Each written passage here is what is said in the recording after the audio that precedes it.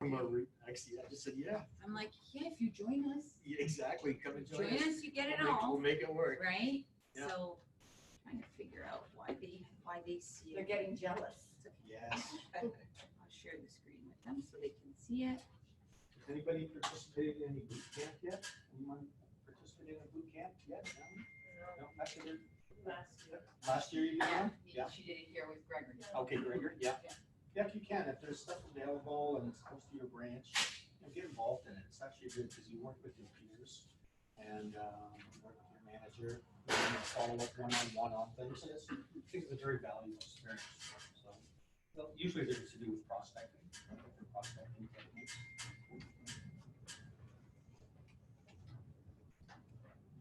We should have some like pre-construction boot camps.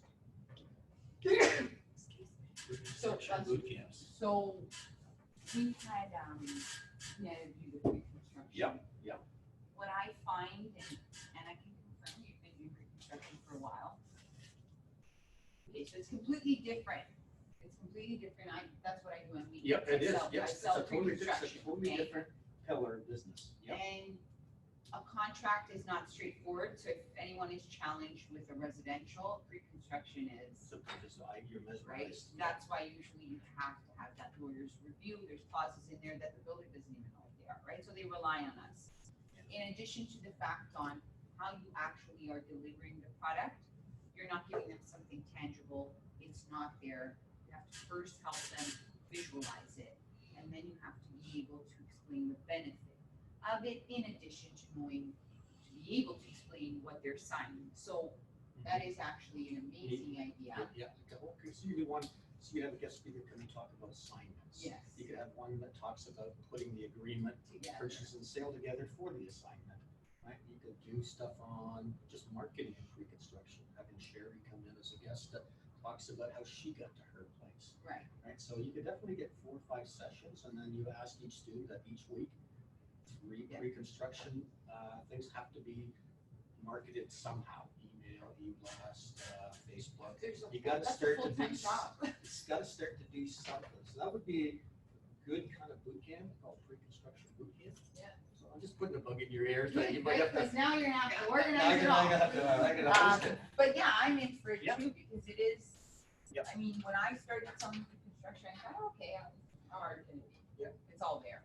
Yep. It's actually not, right? So everyone comes in and everyone wants to buy, but then 80% of those that are really wanting to buy don't want to buy. Yeah. And it's up to you to convince them. When our client calls us and says, I want to go see 5 homes, I'm hoping that you've all screened them, you have the paperwork in place, you know exactly who you're dealing with and what they're wanting. When you're on a site or you're offering a pre-construction product, well, that's a whole different thing. You're not really able to screen them. So it's like I walk into a retail store. First of all, my greeting has to be in a certain way, and then I have to really be able to believe in the product and be able to deliver it with all the information for that person to buy it. Right. Yeah, it's a whole another facet of business, but it can be a good And business. it can make you do really well. It can make you do a lot of money. I know I did that one by mistake or by accident. Right? I'm doing a resale condo for one of my buddies. He lives in a small one. We get a big one by Bayview Village, and we pass by. I don't even know what the condo is called. Emerald City, right across. Emerald City. Emerald City. And there was a big sign, and he says, hey, they still have a few things left. You want to go and see them? I said, sure. I never even been into a sales center before. Pulled in with them, some ladies there, chats with him and his girlfriend, and they're nice. And I sit down, and they have a little place where you could look at some of the finishings. And I asked, have you got any units available right now? And they had 3 or 4. Took us upstairs, showed us one. We came back downstairs. My client really wanted the sub penthouse, and they started doing the paperwork. I'm just nodding there like this, doing not much. Right? And I had my business card, and I signed one place for my commission, and I made $24,000. And it was like, this stuff is pretty nice, right? And of course, you get 2% in, you do like in about 3 or 4 months, and you get 2% in a couple of years. That's kind of how it worked out. But it was really nice to, and then the ability to piggyback off Platinum Access and the experience of a manager to be able to promote it. It's like fishing with a fishing you know what, the more you cast it, the more you have a chance. If you're not putting your lure in the water, you don't know if one of your buddy's friends might want to invest. They want to pull out of the stock market, they want to maybe buy something tangible, so they want to buy a couple of pre-construction units. And if your buddy, said, hey, my friend Bianca, she does some pre-construction and she sends me stuff every week, right? So, maybe that guy reaches out to you. You don't know. And so it's you can say to yourself, I want to devote 15% of my time and energy to this. Yeah. And that's all you do. That's what I do. Right? And it might get you, 1 or 2 deals a year. It might get you 20 or 30 deals a year. Have a seat. So that's definitely a good added value that a lot of other brokerages don't have. So one of the reasons why you're joining a rail page in your community or Connect is that's one of the tangible things you have access to. It may not be for everybody, but it's just another good opportunity to try. So you try it and you don't really know if it's going to be a part of your forte or not, or part of your comfort zone. So.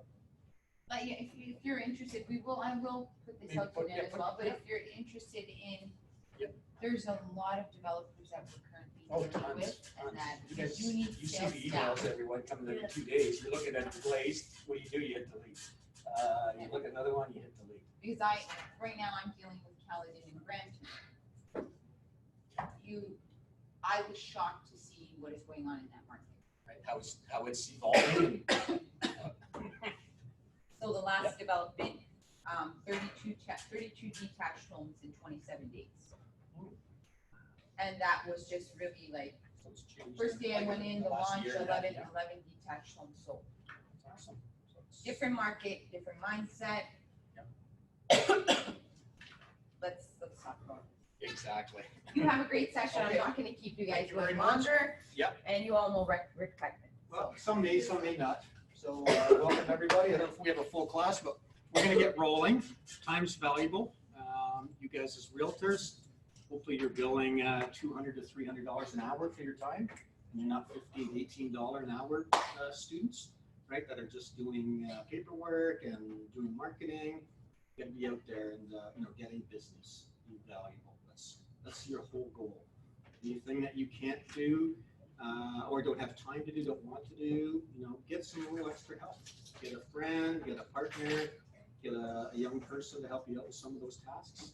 So if you get sometimes a little partner to help you out, you're going to be out there making more money. So that's just a little tip that we got going.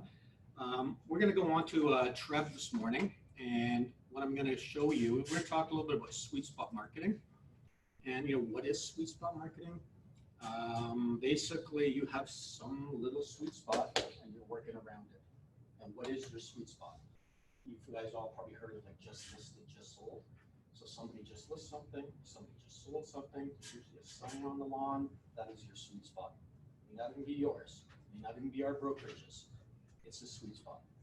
You're going to host an open house next weekend for a colleague. You got a chance to do an open house, they're all excited. That open house is a sweet spot. What do you do around it? What kind of energy are you putting into it? What kind of thought and marketing are you going to put into it? So it's easy to say yes when you do an open house. And then what are you doing leading up to that open house? So I'll talk a little bit about open houses. We'll kind of conclude with that. I'm going to start with sweet spot marketing. One thing about sweet spot marketing on just listed and just solds, and that's kind of thing I like to work on because it can be quicker money. So how can you get faster money? You're working on a geo farming, the area that you live, it's a comfortable area, and maybe you're going to farm the area around where you live. That might take 18 months, maybe 2 years to get your first deal out of there. And you're putting postcards out, you're going knocking on the neighbors, you're giving them a calendar, maybe giving them a magazine once in a while, spending some money, and it's not coming. And you get a little bit disappointed because we want things to happen. So geofarming is a good long-term venture. Doesn't mean that we shouldn't do it. I think it's very important to maybe add that as one of your pillars. But that can't be at the beginning of your career, can't be your solid base to start on. Obviously, most of you are probably going to get a lot of your deals from friends, families, neighbors, past colleagues, that referral source from them, and they trust you. At the beginning, they don't know you're really a realtor. They know you're in real estate, you're working with Royal LePage, but they know you from something else. They knew you from your past career, whether you were a housewife raising some kids and now they're in school and you can get out there into the workforce. They don't really know you as a realtor, so are they gonna tell their girlfriend or their friend at work to use you? That's gonna take maybe a little time. So until they start to get bombarded with the Facebook and the LinkedIn that, oh, you've got another open house going on. Oh, you've got pre-construction doing this. Oh, you just sold one. They start to see that, and all of a sudden they start to say, hey, Bianca's doing really well. She's pretty successful. And then next thing you know, a month or two later, she gives you a lead. So sometimes, we want it faster than we're gonna get it. But, you have to figure out on their perspective, what's gonna convince them to put your name out there into the atmosphere. So hopefully you can get to that stage where a majority of your business, if not all your business, comes from those referrals. So it's the easiest, the cheapest for advertising. It's the warmest kind of leads that you're gonna get. They're really probably pre-qualifying you or talking about you to their friends, and you get a chance to make the most commission. Because again, you're somebody they trust. Sometimes it's not just about the money, it's about getting the job done, right? So if you can veer towards working most of your business towards a referral base, whether it's from other agents, from your client base, that's going to be the easiest way, so that you're not unemployed all the time looking for new work. You're going to be getting leads from them. Online leads, some of the toughest. Sometimes at the beginning, you're going to get involved in that. You're going to get another agent who's busy, who's got some team members, and they're looking around for some fresh meat to say, who's got some extra time on their hands that can follow up with some of these weird leads, right? So sometimes it's a shotgun approach at the beginning. We're going to try some of these things because we're looking for business. We don't know if it's good or not for our personality or time. So we're going to try them. The percentage of the leads you get and to where you convert them are usually quite low. Doesn't mean that it's impossible. Doesn't mean that you can't make money, because you can. Again, that was not really my forte. About 7 years ago, I paid $600 a month to get some leads. That was a big risk because I'm usually a referral kind of guy, and I thought this computer, this stuff going on, maybe to build my business, I should get something from the online leads. And you get some stupid leads. It says like George Bush, Donald Duck, right? And you're paying for these. It's like, wow, am I even going to call these people when they don't put their real names in? And so I plugged away at it. After 2 months, I actually got one lady who was all excited. She gave me all her notes of her renos. Convinced her to go to her house, and I finally got in there, and the house was worth more than I even thought, and I actually got the listing the next day. So that was lucky. She was ready to sign right there. I didn't have the paperwork. I had to come back the next morning and sign the paperwork.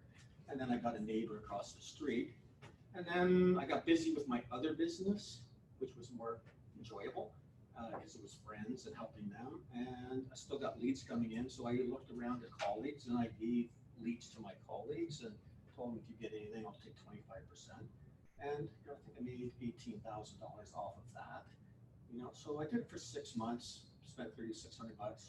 I made about $36,000, $37,000. So in a cost benefit analysis, it was worth it, but it was just different kind of people you're dealing with. And it is for some people, it's not for others. So for me, I didn't find it enjoyable.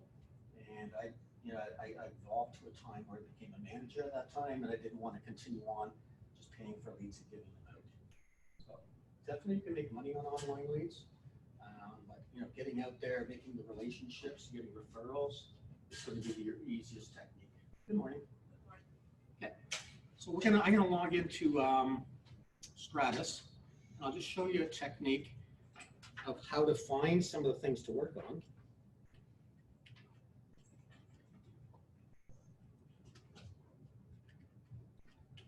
And if you guys have questions as I go through, I'm not adverse at any time for you guys just to put your hand up or shout it out, and we can clarify things.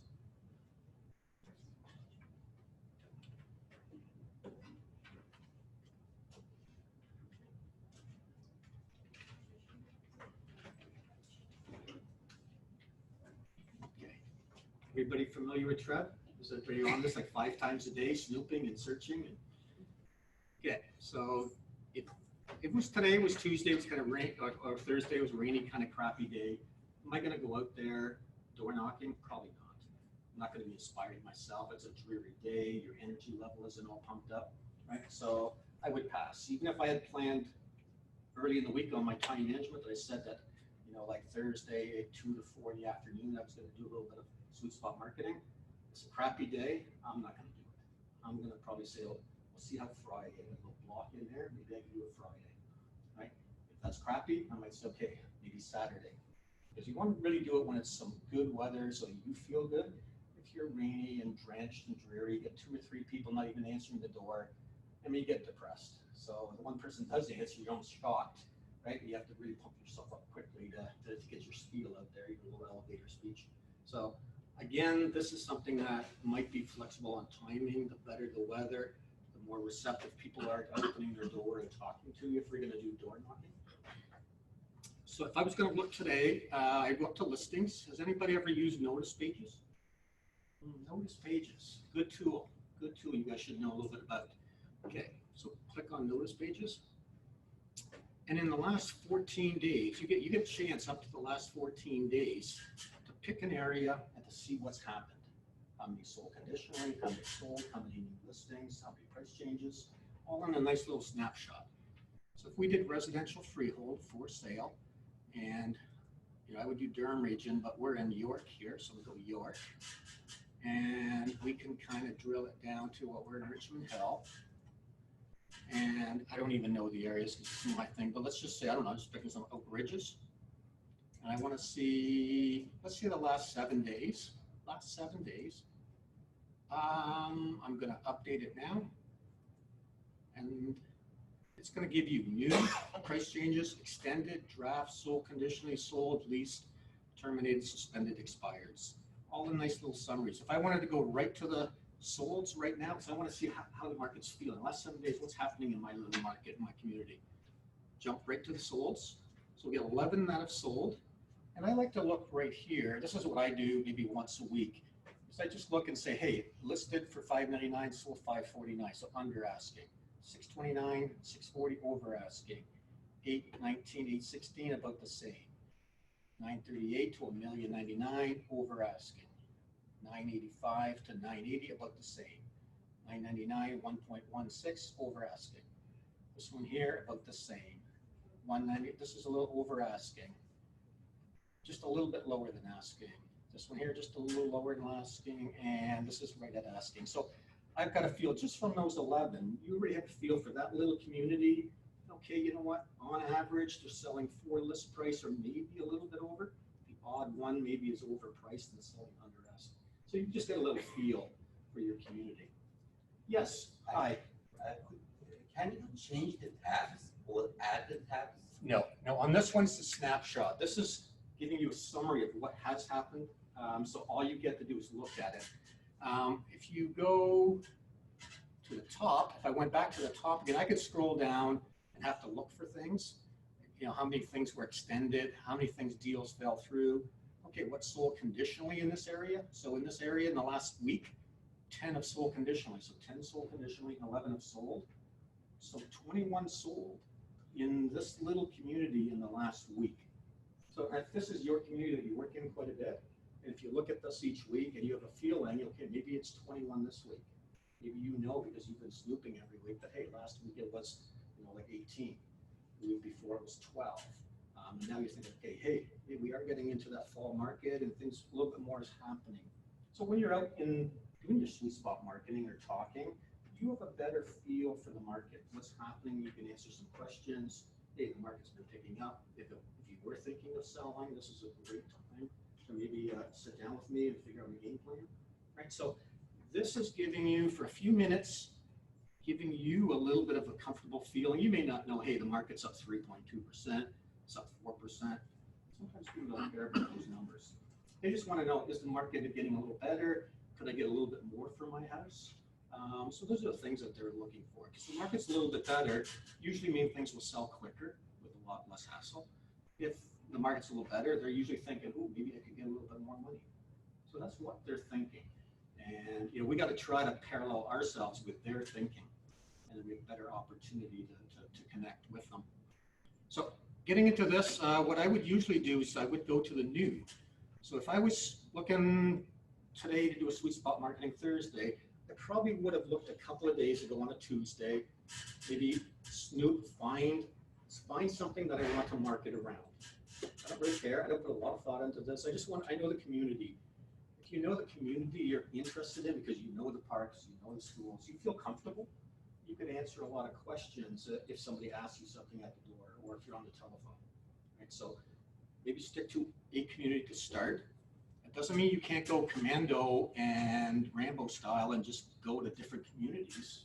If you want to be interesting, exciting, and you just want to meet some strangers and just say, I'm Rick from Royal Page, one of the local agents. I was wondering if you were thinking of making a move in the next little while. There's a new home for sale right around the corner. If you have some friends and family that want to move to this great neighborhood, maybe you don't even know the neighborhood, but it's a great neighborhood, whatever you're talking about. I'd be happy to show them the home. So bringing cards with you, maybe even some door knockers, maybe get right around the corner here. There's probably a marketing department that could probably help you with a standard door hanger. Doesn't matter what community you went into. Have your beautiful picture, have your logo. It'll say something front and back. Something about your local realtor, Bianca. If you have some friends, neighbors, some friends, co-workers, relatives who would like to move into this great neighborhood, it would be awesome for me to meet them and show them any of the opportunities. On the back, you could put something for the homeowner. And if you'd like to know the current market value of your home or the highest market value, the highest target market value of your home, I'd be happy to spend some time with you with no obligation. So you can say something on the back, you can have something on the front, because if you're in there knocking on that door and nobody's home, okay, you walked up the driveway, waited a few minutes, so you already got 3 or 4 minutes invested. You'd like to at least leave something behind, even if you put it on the front door and they use the garage and they never go to their front door for like 4 days, you'll eventually get your door hanger and look through it, and you might or might not get a call. Right? So you have to think of the odds and optimizing your time. Like, to me, if I picked one of these new ones to go market around, how are you going to pick it? Because they can be a RE/MAX sign, it can be a Century 21 sign, it could be one of your community agents.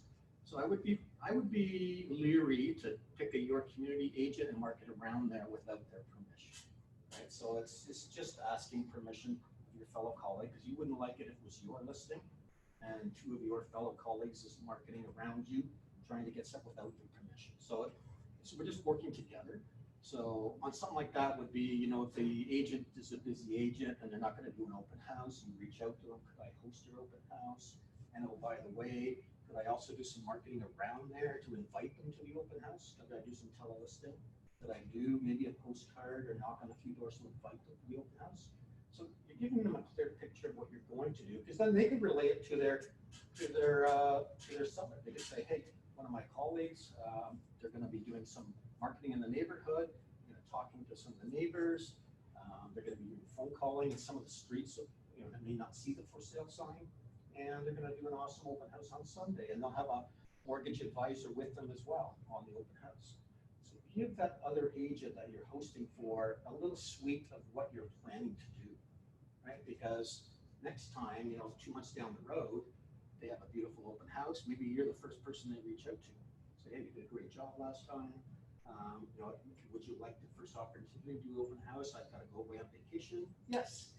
Just Yes. to add to that, everything you're saying, that's helped me a lot. I did that. You did that? You know what? Last year I did that a lot. I did a lot of open houses for agents that were busy. Yep. And actually now I've partnered up with one of them, and we're doing some sweet spot. I have the cards around right now. They're in my car. Yep. This afternoon, actually. Yep. Weather permitting. Yep. Weather permitting as well. We don't get a downpour. Yep. But that's what I'm doing this afternoon with her, Yep. going around new markets around this house that we're going to be listing next week. Yep. So you know what? I can attest to it. It It does work. does work if you. It takes time, but it does work. Yeah, if you treat it Many professionally. times I came home, nothing happened, which was so fine. Yep. And then all of a sudden, it started to wake up. Yeah, and so I'm an open house specialist too, and I know that many of you, I have one colleague at Royal Page Connect, Ajax, Michelle, new agent, second year in, She did about 15, 20 open houses for different agents. Still never really got a good lead out of it, and obviously something's going wrong in terms of either her marketing, her presentation, her follow-up, because you can't strike out, in 15 or 20 open houses that don't even have 2 or 3 half decent leads. I'm usually every third or fourth open house, I usually have a deal out of it somehow.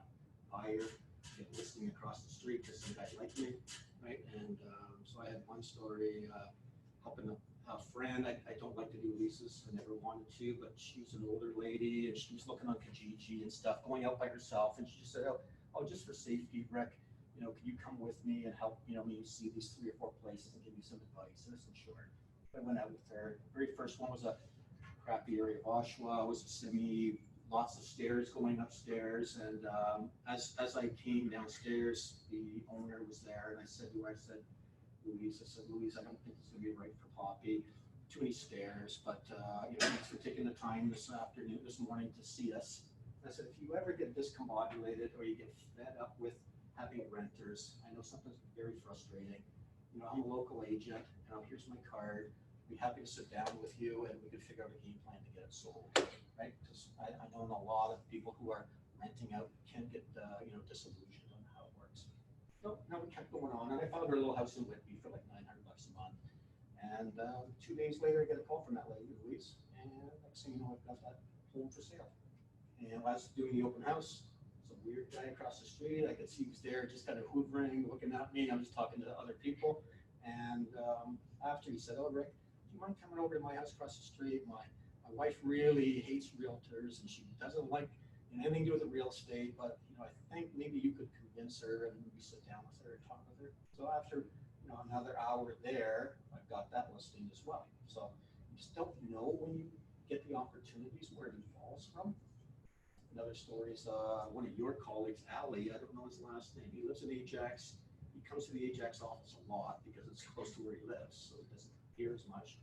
And he just talked to me yesterday. He said we had something from heaven.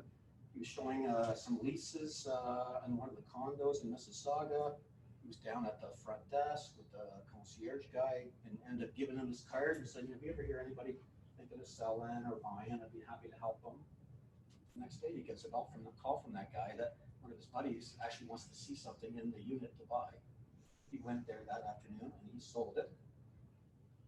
Evening time, that guy's brother also wanted to see something, so he wrote up 2 deals this weekend. Because he gave that card to that concierge guy, it was nice, and I guess maybe sometimes they just relate, whether it's ethnic, whether it's your personality. But if you didn't give him that card and didn't talk and be a little open, you probably wouldn't got this opportunity. So he was amazed too that sometimes those lucky things do happen. But again, I'm digressing. We could be here like for 8 hours rather than an hour and a half. So if I was going to pick one today for a couple days down the road, I'm going to look for something that's kind of unusual. I'm going to look for something that's a brokerage that I don't recognize. I want to market around that home of another brokerage from Mississauga, from Milton, because they use their brother or they use their friend as a realtor. And I know that person is not going to geo-farm that area. He's probably not going to go over and above to market and call around the homes. Right, so I'm gonna market around those homes. That's my sweet spot marketing for this week. Find it. I don't care if I'm comfortable with the price point. So maybe I'm thinking, okay, I don't want to be a luxury marketing guy. I want to be 1.5 million and above. That's what I'm comfortable with. Those things are not easy on the sweet spot marketing because those guys, that's probably their 5th home. Maybe they own a couple homes. Maybe they know 3 or 4 realtors. For you to squeak in on unexpectedly, not so easy.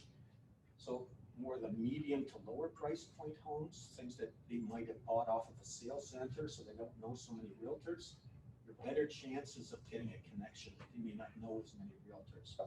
So I would go to the new section, so conditionally new. So we're right here. And you can see all the ones that are new. And then over here, there's a bunch of brokerages. Because I'm not from this area, I don't know what is local or not local, but I see something here called Danmar Empire Real Estate. To me, it sounds like some kind of small little brokerage, maybe only a few people. I'm going to go open up that listing. First thing I do is I go right down to the bottom, and I want to look Okay, a Denmark Empire, some guy from Oakville. So this was random. See how easy that was? I don't even know this area. I don't even know what the brokers are. But you kind of get a feeling when you do this. Okay, this guy is probably a broker of record. He's probably busy, helping a buddy probably. So he's not going to market around that area. So you've got a good chance to maybe getting someone that lives in that area that either wants to upgrade or downsize, or if they have a friend or a relative or a coworker that wants to move into that area, to maybe make a connection.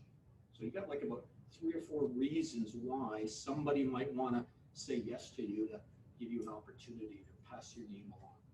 Okay, so I would go back up here and look at it again. Puccini Drive. It looks like it's a townhome. Yeah, that's something. That's like under $1 million. This is something I could definitely sweet spot and market around. So this would be my thing. I could do some research on it. I could do a circle search, see what's sold in the area. So maybe I know what some of the other townhomes sold. That I do just before I go out. So if I'm going to go out tomorrow at 2 o'clock, maybe around noon, I'll just pop up that area just to see what's for sale other than this one, in case there's 1 or 2. See what's sold in the last 3 or 4 months so I get an idea of what the value is. Maybe you've got some of those with you in case somebody asks. So that's all. That's about all you have to do. I've got my my door knocker hangers with me because I've got 1,000 of them, and I'm only going to use 50 today. So 50. I'm only going to go do 50. It's going to be usually when I go to that home, I'm going to do 10 on one side, maybe, or 10 or 15 on one side, but 15 on one side, 50 on the other, and maybe 20 or 30 on the other side of the street. That's it. You're going in, you're doing 40, 50 homes, talking to maybe 8 people, right? You're knocking on 50 homes, maybe only 8 people. So if you've got your spiel down, you spend 4 or 5 minutes with those 8 people, you've got a good chance. And if the 40 door hangers you left behind, maybe 1 might give you a call. So out of those 50, might be 1 or 2 opportunities that might arise, right, from the door knocking. So, and then people say, well, what's the best time? When should I go? The best time is when you actually do it. You pick a random time, because I don't care if I say Saturday morning at 9 o'clock or 10 o'clock. Yeah, you might run into 12 because they're out taking their kids ice skating or hockey or going shopping on Saturday morning. If I say Sunday, well, maybe they're at church. If I say on a weekday, oh, maybe they're at work, right? So there's always an excuse why I shouldn't go. You can make all the excuses you want. The best time is when you start doing some of this stuff, right? To actually do it. That's the best time, and to curb your expectations. If you thought you were going to go there, knock on 50 doors, and you were going to get 48 people to talk to, well, that's not reality, right? 50 doors, you might get 8 or 9 people that's going to talk to you. So people are scared, they want to open the door, right? So you get all kinds, but if they're not there, you can leave the nice door hanger behind. Have lots of business cards in your pocket or your purse, because sometimes you want it, if they do seem interested, and they do have maybe a colleague at work that talked about moving into this area, so you know what, here's 2 or 3 of my cards. If you can take one to work, when you see your colleague, that'd be awesome, right? And then, of course, when you get back in the sidewalk, you're making a note of that number, 07 Gerard Road, whatever it is. Because later on, you'll probably either Google it, you'll probably look up Geo Warehouse, see who that owner's name was, right? If you didn't get all the information out of them. Because sometimes in that short period, when you're a stranger, they're not going to divulge everything. You might have to go back maybe a week or 2 later to have a little longer conversation with them. You might mail them just a note card a couple of days later with 5 extra business cards in it, saying, you might keep a couple in your purse as well as taking some to work. I hope I'm not too forward, but I'd love for you to, pass my card out so I can get some great neighbors in this neighborhood. So it's how you budget and follow up with the clients. That's very important. Okay, so some people will call us a 10-10-20 because they'll only do 40 homes. So they'll park in front of that house or beside it, and they'll start, get out of their cars with their, and they'll just start knocking on the door. And you have to be dressed properly. You have to be dressed professionally, right? So you're not going to go in your short pants, and you can have slacks on or a nice blouse on. Nice if you have a royal page pin, something that looks official, or if you have a royal page shirt, something like that when you're going out door knocking. would be probably the right way to do it. And again, it's how you present yourself at the door. If you're just kind of open, waiting for them to open it. So you have to have like a kind of a, get ready attitude so that you've got that smile when they actually open the door. So it's a whole technique that you'll get better at. At the beginning, you fumble through it and things didn't work, and then you have to evaluate when you get home. You drive and then you kind of swear at yourself, oh, that sucked. You talk to two people, crap. So maybe you have to pick a little different area, or maybe you try a different time the next time. Maybe you go in the evening, I'd say 7 o'clock, right? Just after dinner and before it gets dark. So you have to kind of juggle those around if you want to try to find some of these opportunities. And if this feels like work, this feels like you're like a paper boy or something knocking on the door. Well, this is the foundation. This is part of our business when you're getting started to kind of get some extra contacts in. Later on, if you're doing good business, you're doing 2, 3, 400,000, and that's happy life for you, and you've got referrals coming in. You're not going to revert back to sweet spot marketing or door knocking or cold calling. That'll be maybe a junior that's going to work with you, or a new agent that you take under your wing, right? So this is, again, at the beginning, real estate like we thought, are we going to just, get all this business handed to us? It's going to come easy? No, there's nothing easy in this business. You've got to build a foundation. You got to work hard. And by working hard, the harder you work, the luckier you get. You will get these opportunities just like Ali got. I know it's a very hard-working gentleman. It's a full-time job. I see him at brokerage 4 or 5 times a week. He's working hard, and he's got another $3 million listing for another buddy downtown. So he's doing well. I see he's working hard, right? And he's got the right attitude. Yeah. In terms of the timing, Yep. what do you say would be the best time? The best time, depending on, let's say, the area. If you went to this townhome, who would own a townhome? Like, I always look at who is it going to be the owners, and then I work backwards. I say, if this is the one I want to do, because it's under $1 million price point, might be a little bit affordable for the buyers that could afford it to move into Richmond Hill. Okay, so who would own this townhome? To me, it's probably going to be a professional. Maybe it's going to be a couple with no kids, or maybe with one kid. It's probably going to live here. That's more than likely who it's going to be. So what are those guys going to be doing to pay for this? Probably going to be working 9 to 5, 9 to 7. Who knows? They're probably going to be home on the weekend, Saturday, Sunday. Maybe they downtime, Saturdays relaxing, Sundays the day they go out driving and doing things together. So then you work back. So okay, I could do it in the evening, maybe 7 o'clock might be ideal for this neighborhood. Could do it Saturday, maybe around 10:30, 11. Give them a chance to sleep in a little bit, have their coffee, make their plans. They still might be home before they start getting out there. So if you're trying to say what is the best time, you have to work backwards. If I wanted to go into an area that had a lot of bungalows, that was, like 40, 50-year-old bungalows, going to be still a lot of retired folks there. There might be the odd new person moving in, but the majority is going to be some retired, some going to be single ladies that are left behind. They're going to be home almost at any time. So you can, again, go almost any time to that type of neighborhood, right? It gets to be a little larger home. It's a 2-story home. It's, 1.6 million, 1.7 million. Could be executives, could be business owners, could be doctors, lawyers, could be accountants. Might be their profession. I'm just generalizing. Let's just try to play the odds. Who could probably own these homes? And then how would they be working to pay for that home, right? And when would they might be home? So again, you're going to work backwards from the type of home you want, who owns it, and what might be the best timing to go see it. So I hope that answered that part. Sure. Yeah. So if it's luxury homes, let's say north of $3 million, Yep. what would be the best time then?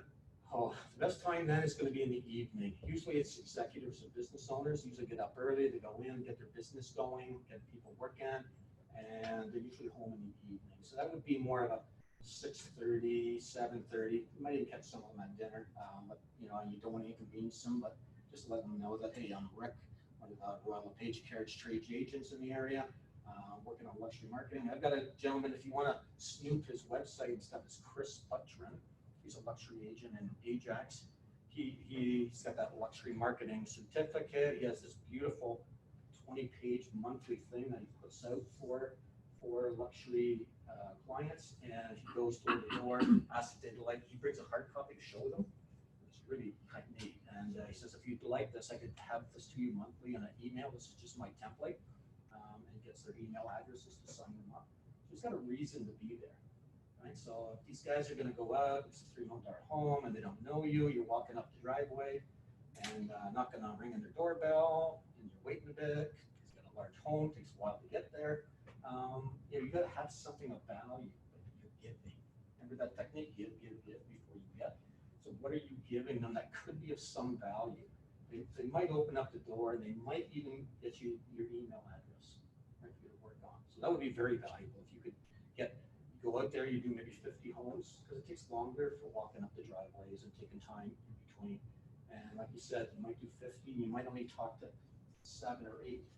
But maybe if that's your target market, maybe your door hanger that you leave behind talks about, hey, you know, if you'd like to receive my monthly, you know, luxury marketing report, you know, it'd be awesome if you could reach out to me and I can put you onto my list. I can email it to you. So you're going to target your marketing that you're going to leave behind for that particular home, right? Those type of homes. So hope that helps a little bit. Absolutely, thank you. Okay, so sweet spot marketing or commando raid marketing. I call it commando raid because if you were like in an army in a war, this is a war, right? Sometimes you send some troops ahead to a small little group. They're going to be snooping, spying, and you know maybe they have one thing and they just go attack quickly and then they run and they come back. And then the next day maybe they're over there and they go shoot something else. We're doing the same thing. We're just picking, choosing, trying. A bit of randomness to it, but makes it a little bit interesting. It's not like geofarming, but because you're randomly in and out trying little different areas, little different homes, again, you just don't know what you're going to get. Is it guaranteed? No, nothing's guaranteed. I'm sure if you get better at it and you're more confident how you act, when people are talking to you, are you looking down at the ground? Are you really nervous? And that might happen at the beginning. Then you walk into the next house, you're kind of like condemning yourself. Oh man, that sucked. You're not going to call me back ever. And then you get to the next house, maybe you got a little better attitude, a little better feeling, and maybe it's better connection, so maybe the person's more inviting. And that starts to make you feel a little better. And then so your speech will evolve, your techniques will evolve. And it might even involve just on the homes that you're going to see as you walk up. They've got beautiful gardens, one of the best ones you've seen, with nice flower pots and beautiful interlocking brick. And you know, my first conversation was, hey, it's Rick from Royal Page. I'm a local agent. You know, just noticing you've got beautiful gardens. You must really enjoy gardening or take care of them. You have such pride of ownership. But that's not the reason I'm here. I'm here just to let you know that there's been a new home listed just down the street. So a new home's been listed just down the street. I don't care what brokerage it's from, right? I don't care if it's Century 21. It's a nice end unit townhome. Not sure if you have any friends or some relatives that might like to move into this area. It's quite affordable. And if you can think of anybody, you know, I'll leave you a couple of my cards and you can let them reach out to me. I can do an exclusive appointment with them and get them, you know, get them in the home. So again, that little speech will evolve. What's your comfort level?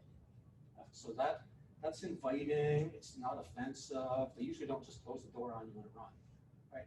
So we're not the duck cleaning guys and girls, right? So easy to hang up on those ones. So, you know, it's, I think how we're presented, we have a smile, if we're approachable, people will, you know, and sometimes ask you questions, oh, what are the homes going for nowadays? Right? You should have a general idea. So a home like yours, you know, they're running, you know, 1.2 to 1.4 million, depending on the upgrades and the finishes. If you ever wanted to sit down and put an exact number to it, that'd be great. You know, I can always come back at a time when, you know, your husband's home and we can sit down and have a real evaluation. Oh, did you need to come in? Okay. So that's one sweet spot marketing. So you could call it like a 10-10-20. That means you're going to see 40 homes. You're going to go a 15-15-20. That means you're going to see 50 homes, right? Park in front, get out, go on one side of the house, 15, go across the street, go down, do 30 homes, come across the street, do 15 homes, get in your car, and off you go onto some other adventures. So that might be once a week. You might say, well, maybe twice a month. You're going to try. In a little time management for 2 or 3 hours, you're going to put a block on a certain day and say sweet spot marketing, right? Just listed. You could also do the same thing for just sold, right? So something just sold. Okay, where would we try to find that? I guess we would go back. I don't know if I can even get back there. Where the notice page is right there. And I went to sold, and I was doing sold here, and I'm just looking at the brokerages over there. Honestly, is downtown, your community. Oh, the Foley Group from Oshawa. What's this guy from Oshawa doing all the way out here? Oh, I'm on Durham, so somehow I got to Durham. I don't know how I got to Durham region. But I wouldn't do him. If I was in Oshawa and doing around Oshawa, I wouldn't do him because he's a local agent. But Bosley's this downtown Toronto thing, and here it is in Oshawa. So I'm going to just see if I wanted to do something around that hex. So listed 405, 380. Oh my God, this is a scary area. But if I wanted to do this, if I wanted to do that area, I'm looking at the brokerage. Christina, whatever. And and where were they out of? Bosley's. I could click on that. Toronto. So they probably aren't going to knock it. It offers 3% commission, so they really wanted to sell. So if I wanted to market around that area, say, hey, you know what? One of the homes in our area just sold up the street. If you were thinking of making a move, it might be a good time because a lot of buyers have been looking at that home in the last 10, 12 days, right? So you have a speech and a reason why you're going to talk to them about what you're looking for. So that's sweet spot marketing. The other sweet spot marketing can be you have a buyer looking for a 3-car garage in a certain area, and they get to it and nothing ever comes up. Nothing on the MLS ever comes up. But hey, there's 2 courts that have only 3-car garages. So that is now your sweet spot. It's not just one sign now, it's that court. So that sweet spot you're going to do is you're going to go door knock or prepare some material that you're going to leave behind for your buyer.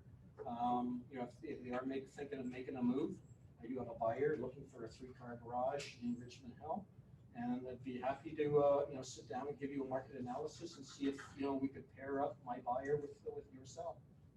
Yes. So in that sort of scenario, is Yes. it better for you to be as formal as possible when you leave a note, or is it better for you to be as casual as possible? Again, depending on your area. If I was going to go do something in that court area with 3-car garages, usually means it's probably going to be a couple $1 million property. Usually these are executives. I would be dressed, maybe in some slacks and a blazer. So in terms of material that you're leaving behind. Oh, so for example, yes. Sometimes I have seen notes. Right. Yeah. Some people, they like to handwrite it, and right. leave it on the door. No. I would have this pre-done. I would have it typed on a letterhead, and very professional because they have to take it serious, right? And you can hand sign it if you want, so it looks like it's you particularly talked about that person. So you could have them addressed to each of the homes. You would know on Geo Warehouse what they are. You could have their name and address, right? Rather than just a homeowner, right? So you could do a little bit of research because it's going to not be easy. So to get one of those 20 homes in that court to invite you in and open the door, you've got to have some good material there, right? So it's treating you seriously. Maybe even a little page about your clients and about their pre-approval and their affordability. Right? Sometimes buying stuff like that, you're not going to get it for under market value. It's usually going to be over market value. 100%. That might be some of your speech to the people in your little paragraph. My clients are willing to pay a little bit over market value, for your home, which is true. And your clients usually will. If they want that, it's not going to be available for 2 years. They really want that 3-car garage, and they're the only ones that are not competing with 10 others. Sometimes they will pay you $25,000 or $50,000 more for that home, so they can get it. So, but you'd have to educate your client too. If I'm going to go do this, realize these are strangers that have not put their home up for sale. That we're not going to ask them to sell. They're not going to want to sell it cheap, right? So you're gonna have to pay maybe up to 10% premium to get this person's home. Same as a land assembly. If you have to get involved in that, very tough, very not easy to do because you're trying to get the domino effect of 5, 6 in a row to all sell for your builder. And you always get a holdout or 2 that want more than the others. Usually you have to tell your builder, hey, if we're going to go there, it could be up to a 25% premium that we're going to have to offer these people. What do I have to work with, right? If we know they're each worth about $1 million, because there's some old bungalows on it, they're each worth about $1 million. What's our max? Can we go up to 1.4, 1.5 to kind of secure some of these? Right, so again, it's just the information you've got. It should be related to the area you're working with. If I was working in this area and asked if somebody wanted to sell, I don't think I would have it as super professional. I'd have just maybe a simple little letter, and that's it. Just it wouldn't go overboard. Working in more luxury, you're gonna have to go a little bit more detail. Okay, so sweet spot marketing, this is the door knocking technique. Since we're on door knocking, before I get into telelisting, where else can you use it? Open houses. I was talking to a few of the colleagues here before we got going about doing open houses professionally and marketing. So think about the open house. It is now the center, working around it. Okay, so you're gonna do one for your colleague. So how do you go find that? Easiest way is you go to your community website. We have a thing, doesn't all the listings kind of populate with pictures as to what's happening? You get some texts, from Broker Bay as to what's happening. So you're looking at your Broker Bay text that's coming through, you're going to your community, you're scrolling down. If it doesn't have a red open house thing on it, that means they may or may not be doing an open house this weekend. Today's Thursday. I would not be looking right now to do one for the weekend. You don't have enough time to prepare.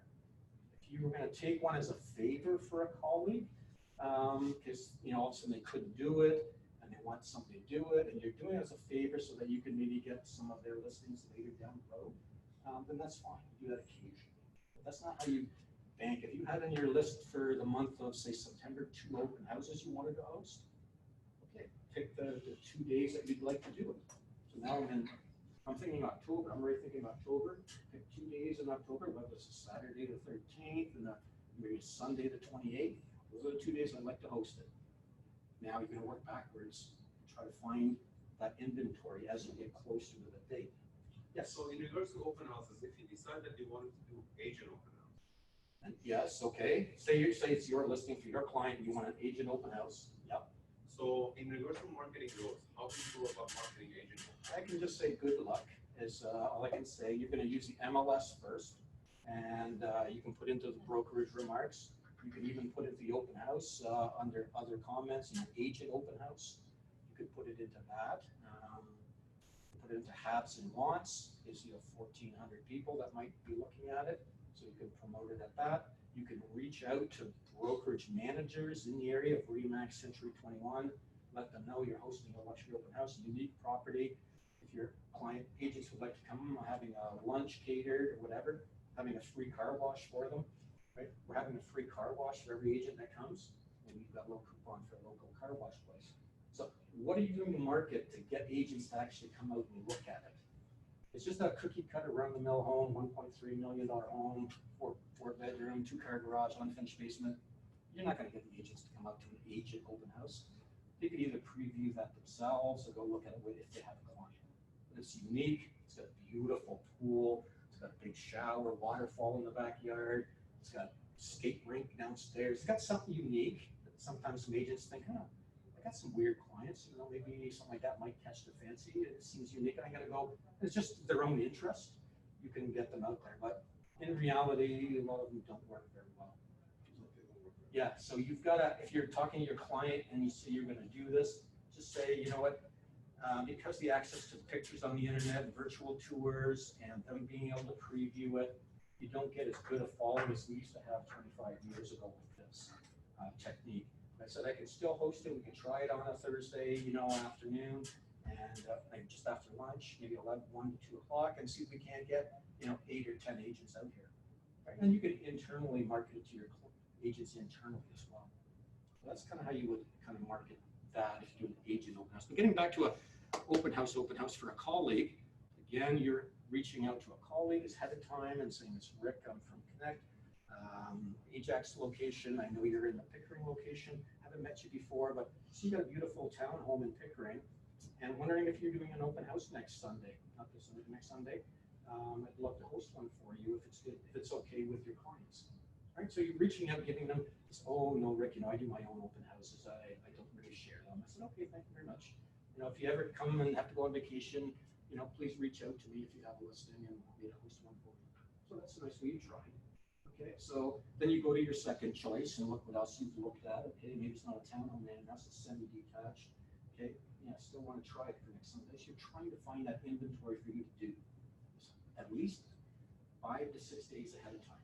Okay, because what you're going to want to do is you're going to want to make a postcard, 100 postcards, with an invitation to the neighborhood to invite them to come to your open house. Maybe we'll preview an hour early or half an hour early so that they feel special. You want to be able to do on a Wednesday or a Thursday night. deliver those postcards and knock on their doors. If they're not there, leave them behind. Friday or Thursday night, also, if you can, get onto the telelisting and call, 150 people in other streets, right, around them, let them know that there's an open house happening. If you've got some relatives who want to move close to you, I'm not sure, exactly where you're at, but you've got a 3-car garage home here, there's not a lot available. If you wanted to upgrade, maybe you'd like to pop in yourself. So you can have a little speech, and you might have to leave some voice messages to a lot of people, and you're not going to talk to them all. So that takes 2 or 3 hours to do that. That developing the postcard, getting it ready, getting it printed, that takes 2 or 3 hours. Going out to yourself personally, going knocking on doors and leaving the postcard goes behind, chatting with a few people, that takes 3 or 4 hours. We haven't even done an open house yet. We're already into 12, 13 hours. Right? You're going to do some Facebook, promotion, some Instagram. You're going to do an e-blast to your client database you have in your CRM. That takes 3 or 4 hours. So when I say I'm doing an open house on a Sunday, I know half a week of my time is going to be spent leading up to that open house and then doing it. I'm going to have a mortgage advisor with me. I want to give them enough time. If I know I'm doing one on October 28th, I want to start in September asking a couple of my mortgage advisors, will they come and host it with me on October 28th? Right? And maybe if they could even have their own little sign, that little placard that goes in the front of the doorway when you walk in, mortgage advisor on duty, ask me about mortgage questions or rates, right? So being very professional. So you can see all of a sudden open to get more value out of an open house and to squeeze as much as you can because you committed to it. You should be doing it properly. Just a fly of the night, putting 4 signs up on the road, just popping into the open house, 10 minutes before it is and leaving quickly, taking your rider and leaving. Yeah, you might or might not. That's even worse than the commando raid sweet spot marketing. You have to get really lucky. Right? So the more you put into it, the better chances you get. And then following up afterwards. What do you do afterwards? What material do you have at the open house?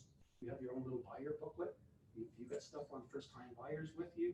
You got some stuff, free handouts from CMHC with your card stapled to it you can give out. So a lot of things you could give out. Do you have a client comparison thing to hand out in case that home was not quite right? So what happens if somebody comes through and you had a good chat? Oh no, Rick, the bedrooms are too small. Looking for something with a little bit bigger. I said, well, you know what? There's a couple other homes in the area. I'd be happy to make a special appointment with you guys, maybe Tuesday night, Wednesday night after work if it's good for you. Here's one of the sheets of some of the other ones in the area. So you can put 5 on a client comparison, right? And wouldn't that be awesome to hand that to them? And then maybe that evening, 7, 8 o'clock, you call them. So look for the right page.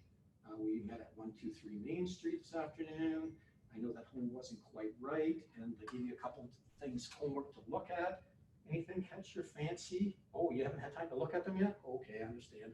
Just finished dinner? No problem. I'm also going to do a more refined search, and I'm just going to send you a couple more opportunities. And I just wanted to double check your email one more time so it's not going to your junk mail. So you can get their email properly in case you couldn't read it. And then you send them 3 or 4 more comparables or opportunities in the area. Monday, half an hour, you get just a note card. Again, you snoop on Geo Warehouse, where they live. If they put their address down, you write them a little card. So it's awesome seeing you on Sunday. Look forward to working with you. I'm going to be sending you, a few things on a regular basis. If something catches your interest, I am available, next Saturday for, a couple hours. I have openings at this point. And mail them with, oh, and by the way, here's 5 extra cards that maybe you could take to work in case some of your colleagues are looking to move into this great area. So you can do all that stuff. And because how many agents do that? Think about it. Colleagues, how many agents do that? Almost none. We go to seminars, we learn about it. You get maybe 1 or 2 top agents that have assistants that maybe that's part of their system they're doing. At the beginning, you don't have an assistant. You got to be bottle washer and chief. You got to do it all. So you have to budget your time. So if you have a system for an open house, like maybe you have your own open house sheet, what you're going to do. Starts about first how you're going to host, which one you're going to do, what's the date, is the rider on, is it on realtor.ca, So all these little points, you're not missing any of them. Because sometimes you're doing so many things. Did you tell the agent, oh yes, go to manage my profile and put the open house on realtor.ca for me? The rider, you know, is the other agent gonna put the rider on, or are you gonna put the rider on for them? It says open house, you know, next Saturday, that kind of stuff. So, you know, and again, postcard delivery, invitation. You're gonna talk about tele-listing that we're gonna go look at now for talking to a neighborhood, inviting them. So the more you have a checklist, the more you got those checks filled up, believe me, the more deals you'll end up getting. Yeah, because people see that and they can just see the effort you're putting into it, and that effort actually usually turns into results. Any questions on notice pages? It's a good thing to look at. So you go up to listings. So rather than the search, which all of us go into normally, you go into notice pages. I'm going to show you again. If it's you know, condos you want to look at, so we can go condos instead of residential freehold. Durham region doesn't have a lot, but if we went to Toronto, we could pick an area. I don't know.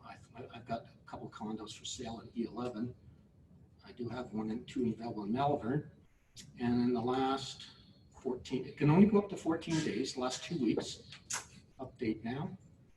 You have made changes. Okay, save. Update now. Sometimes you have to do save, update now. So let's see how many new condos come up for sale in the last 2 weeks. So there's 15. How many have sold conditionally? And oh, there's a few sold conditionally. And if you look at that one there on Silver Bell, I sold conditionally that one a couple days ago. And again, that came from a referral. I got a buddy, he's got like 9 or 10 condos. He's starting to liquidate them. So I've known him for 10 years. I never bugged him once for 10 years about his own properties. He's the guy that called me on my way here to give me a friend that wants to do a commercial purchase in Pickering. I knew as soon as I was an agent that this guy had a lot of real estate. So I snooped Geo Warehouse, found all his stuff. He doesn't like any email, he doesn't text, old school, so I have to go to his house with everything. So, you know, maybe about 9 years ago, I printed everything that he had. He was kind of amazed, like, oh, you know I own all this stuff, Rick? It's the first time you're like creeping him, right? He never said anything. And I says, well, you know, that's my job, Steve. You know, I'm kind of good at what I do. I just like to see what people own. And if they feel that they get updates on the values, I'm happy to update them. So every year around early December, he calls me, hey, Rick, you got time to put together a list of what happened last year in the building and what are they leasing for? So I would print off 20, 30, 40 pages, put it in an envelope, put his name on it. It'd usually be in his mailbox before he even came home from work. Right? So I'd always be pretty impressed, like how quick I was. Right? And yeah, just about a year ago, he says, you know, I'm getting older. I want to buy a couple more cars. You know what, the maintenance fees went up. It's not making a lot of money. So let's just kind of sell like 2 a year for the next 2 or 3 years. So you know, he's got 12 or 13 of those. And he's got me a lot of referrals. So these advocates of yours who love you, who trust you, who you've built some good relationships with, you've got to ask them for, you know, more referrals. Like, hey, you know what? Hey, Steve, I haven't heard from you in a long time. Did all your friends die? What's the one? Oh, that's right. You own a funeral home. They are dying. Which he does. He owns a funeral home as well. So, you know, you can make a little joke to kind of get them going, but then you kind of say, you know, no, I am serious, Steve. You know what? You know, you're probably busy at your own work. You're with your own employees. If you hear somebody thinking of selling or buying, you know, keep your ear open. Just give me a call and, you know, give me their phone number. I'd be happy to follow up. You won't be disappointed. Right? So when your turn comes, take good care of you. So obviously, when his buddies call, I try to get as much commission as I can, depending on the thing. But on him, when he started selling his, I said, Steve, you're going to get a deal. I'm going to give you half price. So on his side, he's still getting it for 1.25, and we're offering the 2.5. And he's extremely happy. He never asked for it. I offered that right away. That was kind of my thank you. Just, you know, I give him, you know, the odd gift card, but he's not that kind of guy. It's, you know, and he doesn't ask for things. So believe me, he wouldn't be calling me this morning for referrals if you don't treat it properly. So this is more of a package deal. And you know you're going to get a package in a bundle, you can shave off a little bit. If it's a onesie, you're going to work hard and they're going to squeeze you. You got to make sure you're getting that 5.5%, 6% if you can, which, you know, I've gotten many times. If you present it properly, what are you going to do for them? What are you going to create? You might have a bigger commission for the cooperative brokerage to attract more agents. That's how you start your conversation. You know, some of the brokerages are using 2.75. as an attractant, so we're getting more of those agents. A lot of agents part-time, they're only in it for the money. And man, if you offer a little bigger carrot, they're gonna jump and bring their clients. That's how you start the conversation. Talk about what you're gonna do to bring it.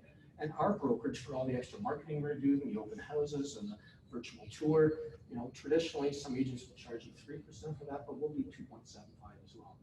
So you should have options. I have an option sheet for a concierge thing, a quick marketing thing, and a standard program. So you can have different programs. Never put the word 6% or 5% or 4% out there. Break it up into halves. 3.0, 2.5, 2.75, 2.75, 2.5, 2.5. So you never have on that whole sheet of paper with all the options and what I'm going to be doing, there's never a 4 or a 5 or a 6. Just breaking it down into 2 different chunks. Right, so it's a little bit more palatable sometimes for people when you be into reading it. Okay, telelisting. Who have used telelisting here before? Does anybody know what telelisting is? You guys all have access to it, I'm pretty sure you do. You probably got an email sent out, welcome, here's your telelisting thing. This is an opportunity for you to use that to call people. And excuses are, oh man, nobody answers their phone. Nobody even has a home phone anymore. They all have cell phones. Everyone's on the do not call list. You guys can come up with 30 excuses why somebody is not calling. Believe me, since the last 10, 15 years, a lot of agents don't use this. The ones that use it and use it properly, very effective. It's still an effective tool. That tool has not changed. It's very effective, but less people are using it because they just have assumptions. Oh, I don't like getting those calls myself. So I think other people don't. It's true, some people don't, but if you're nice on the phone and you're bringing some value, sometimes people are interested. That's the biggest asset that they're sitting on. Sometimes they're curious and yet they're kind of defensive. So how do you break through that? That's going to be your objective, depending on what message you're getting across. What are you asking them? Are you inviting them to an open house? That's not so offensive. You're not putting any pressure on them. They're actually getting something out of it. So let's quickly go to telelisting if I can find it. So let's just Google telelisting. How are we doing for timing? Are we still got some time? Yep, we still got about 20 minutes before we have to all buzz out. So telelisting.net, so let's just go on to it. Probably should be some place to sign up. I don't know, sign up now or sign in. Let's see what's up over here. On my home computer and my other computers, you got the tabs, so log in. Email address is usually your Royal LePage address, so I'm going to go here.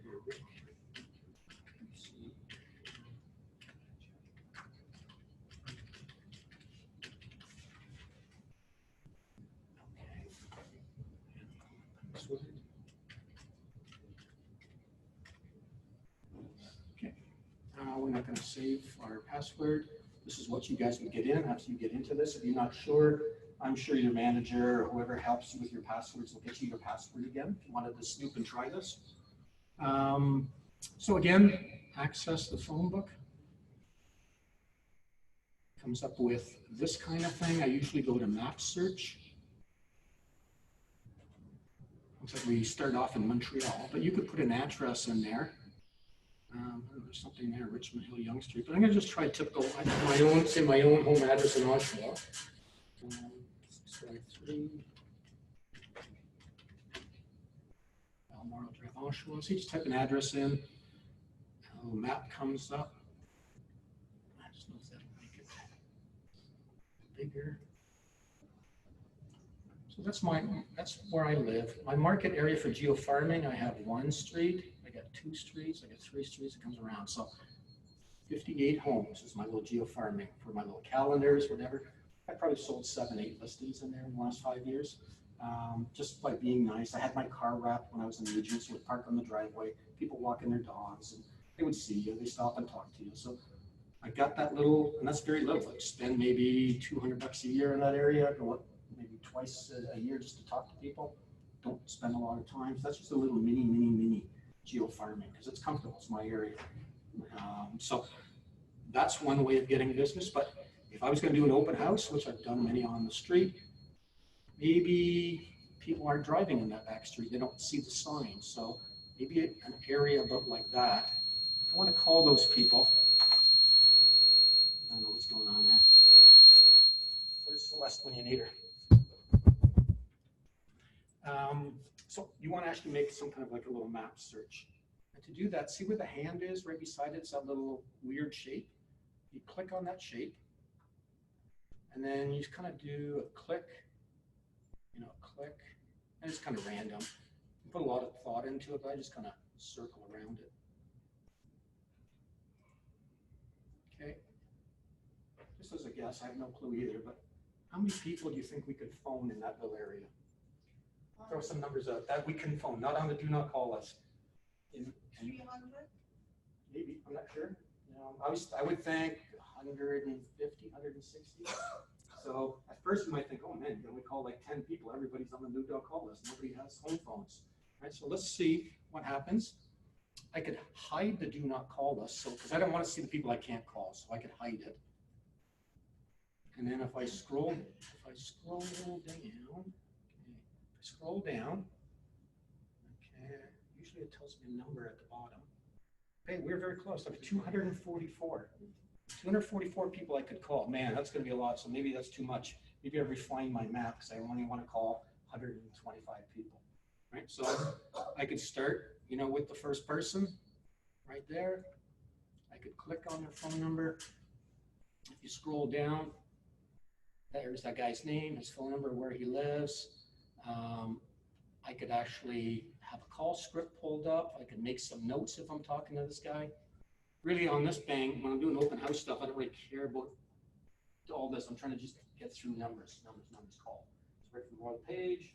I'm not sure if you're aware, but I've got an open house today at 645 Balmoral, or for Sunday, 2 to 4.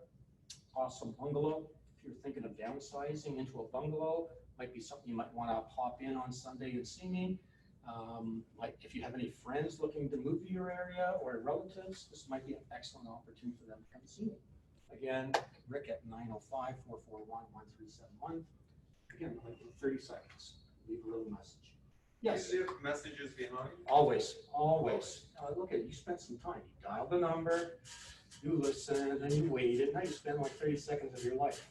You're just going to hang up and go to the next one? No, the whole idea is to get a message out.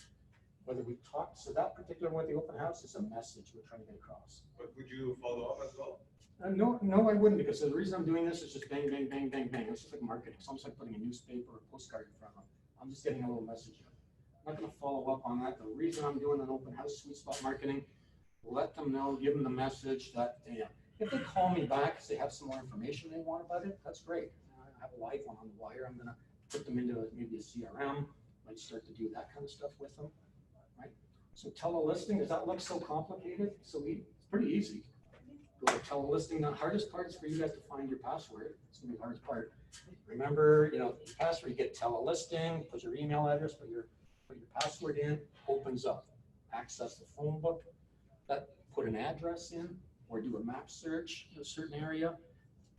Click on that thing and draw a little map, and then everything comes down below it.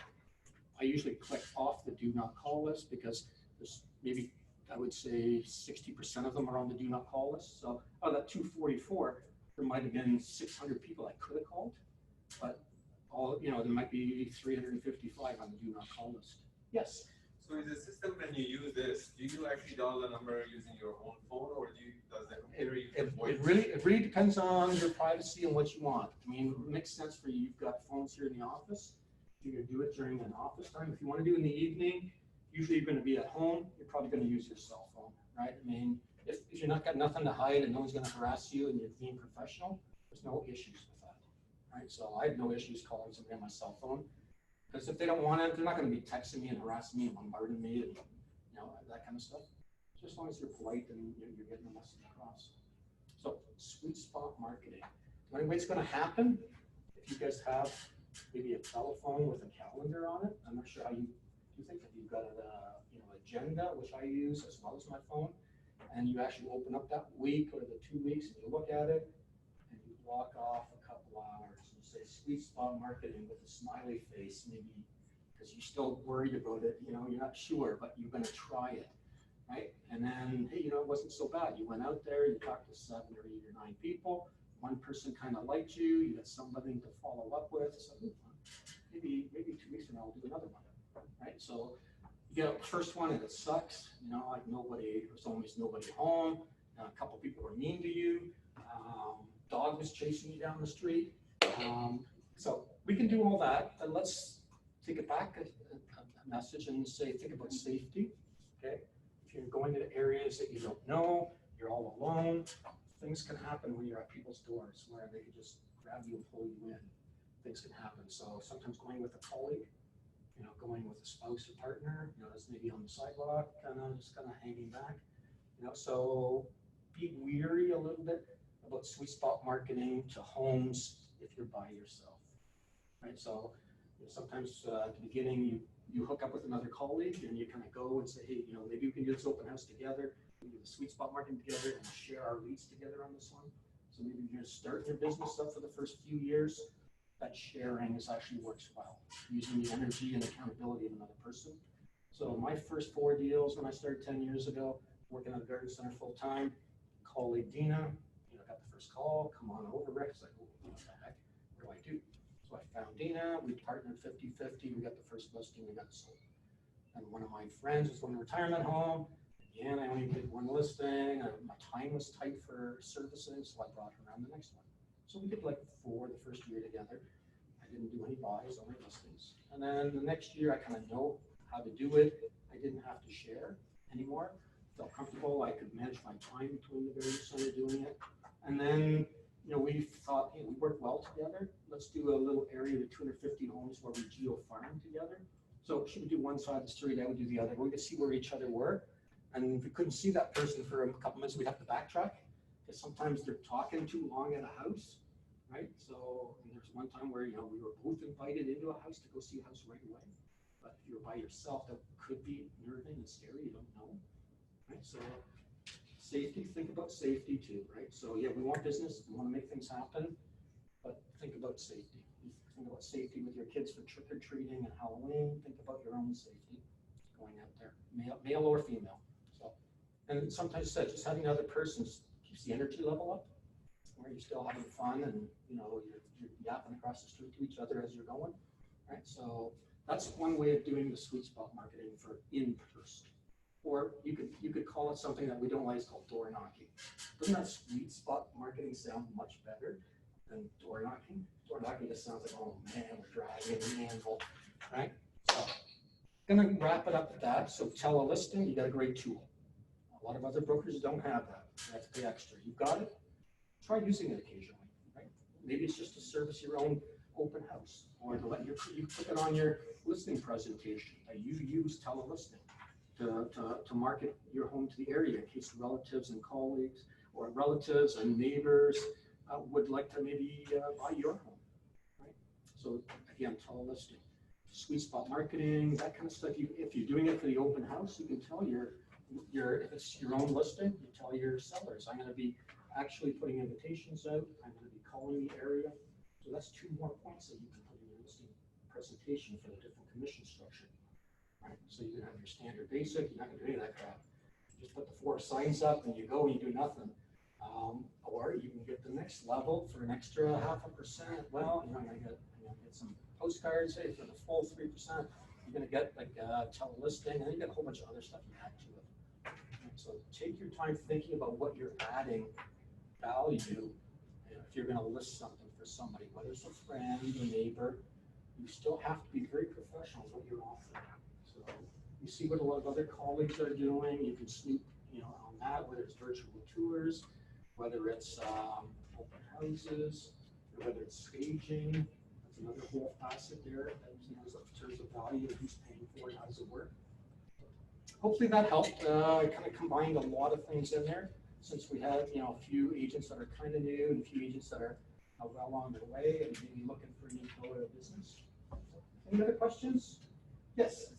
For the tender listing, other than open houses, what else subject you can use? Well, if you actually had a buyer looking for something particular you couldn't find on the MLS, that's a good reason why you'd call an area. Yeah, but a client that we're having a hard time finding a beautiful end unit townhome. You know, if you know somebody, if your unit's available, that'd be great. So that'd be one way you could use it. I had a colleague, Nicole Davies at Royal Page Frank, awesome girl. She came from the banking industry. She's about 35. She said, "Oh, you know, if I don't make a couple $100,000 at this every year, I'm just going to go back to banking." I thought, okay, whatever. I had just joined a couple years ago, and I was just making like 50,000, 60,000 at that time. I thought, oh, 100,000, that sounds good. Sure enough, 9 o'clock, comes into her office, closes her door, gets on. She has to print some kind of list from all the list. She had another thing we had at that time, printed a list of maybe 50, 60 people. She called, "Hey, it's Nicole Davies from Royal Page.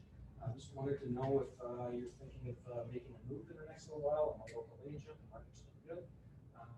Yeah, would you like me to add you to my newsletter list? Would you like some market update? Could I send you out a couple of my business cards?" So she had a little speech that she kind of heard, 30-second speech, that she would just go through the numbers, just call. That wasn't fun, right? Because it's just stuff like work. And you don't know these people, so you just randomly doing things. Believe me, yeah. So the next day, she usually serviced those things. You know, she'd have to mail out some business cards on a little personal note. She said she would mail out maybe some business cards, and she would add some people to a CRM and to a newsletter list. And yeah, she did really well. She did very close to her 200 the first year. Now she's at a $300,000-400,000 producer. She's still doing those, you know, 3 or 4 times a week, where for about 3 hours in the morning she does these phone calls randomly. She just goes through areas. So that's even more random where you could use the tools. So if you're looking for something specific for a buyer, an open house, you could use it for advertising, inviting to an open house. Just plugging a little area because you want to see if they have thought about, you know, making a move in the next little while, if they wanted to have a local agent to sit down with and make a game plan, right? So if you're thinking of moving out of the area, so I have some great agents that work outside the area that can help you out. So you have to have like a little elevator speech. And at the same time, what value do you bring to people when they say, you know, what should I be using you, Bianca? And you should have like a 30-second speech. Oh, right, well, you know what, I'm a local agent, I work for Royal Page, got a great colleague base, and I specialize in luxury homes, right? So you should have that 30-second little speech. If you're taking your friend to find a lease and you're going up a condo elevator, if there's somebody in the elevator, I hope you're talking to those other people. Maybe 2 people came in with you. You say, hey, I'm Bianca from Royal Page. Do you live in the building? Got a client here looking to lease something and just wondered how the building was. Oh, no, I'm just here visiting my friends. Oh, do you own anything? Oh, no. By the time you end, they should get one of your cards. Well, I had a Chinese lady. She just nodded all the time. She didn't say one word. Then I heard her go around the corner, talk to her daughter. She said, "Oh, some stranger on the thing gave me my card, said if I want to move close to you." So you just don't know. So that's like Ali talking to that concierge, right? So if you're proud that, you know what, if somebody says, yes, you know, I'd like to work with you, and if you feel that you will do a good job, you will research hard, if you can't do it, you'll make it hard, I could bring you know, help you out with that. And you nod your head and confident, have a good little elevator speech, you will get more business, 100%. And we get tired, we get busy with life, and we want to enjoy some of our own life with our kids and family. We want to turn it off a little bit. Hey, just turn it off for a few days. Not a big deal. You don't have to go talk to the ice cream vendor and everybody else, the business cards, and your kids are like, oh, mom, not again. Giving cards to everyone. You can turn it off for a few days when you don't want to be on. But if you want to get business, and you want to get, you know, new sources of leads, you have to be outgoing. If you're, you know, conservative and shy, yeah, you'll get a few colleagues and friends that like you, work with you because they like your personality, but you're not going to get a great big business. So, hope that helped. We're going to wrap it up. Okay. Thanks, everyone. And if you're ever in Ajax, you can always stop in and see me at the brokerage.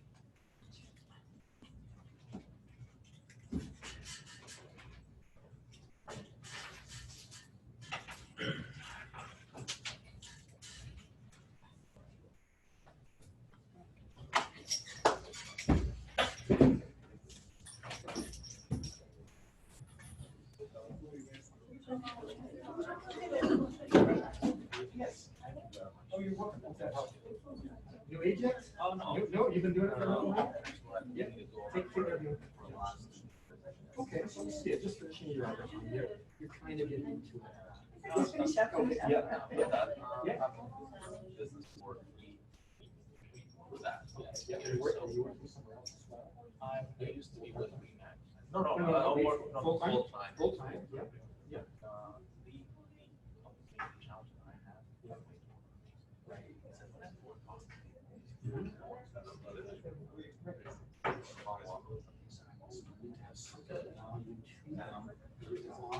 Okay, you know, do they like to find out more about their community market value? Awesome way maybe get. Yeah. Who's you like me to put you on the email list? So that's what I like get the email address, Yeah. my preference is to get the phone number. Right, But some will get it out. most of the time. The thing is that I just came to the point that some people, I send mails once a month. Yeah. For some, on every other month. Yeah.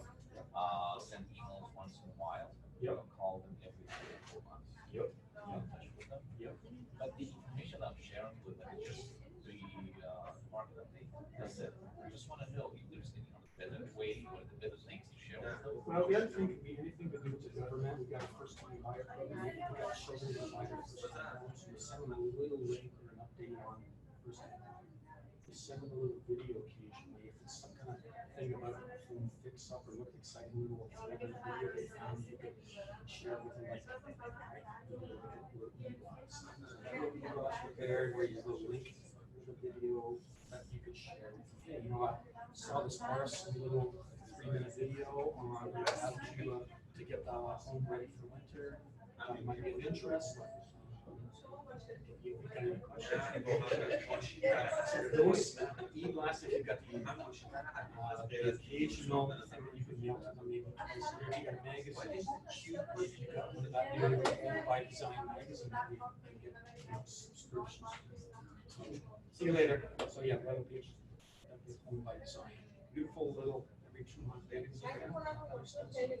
Even just get a box. Boxes. Maybe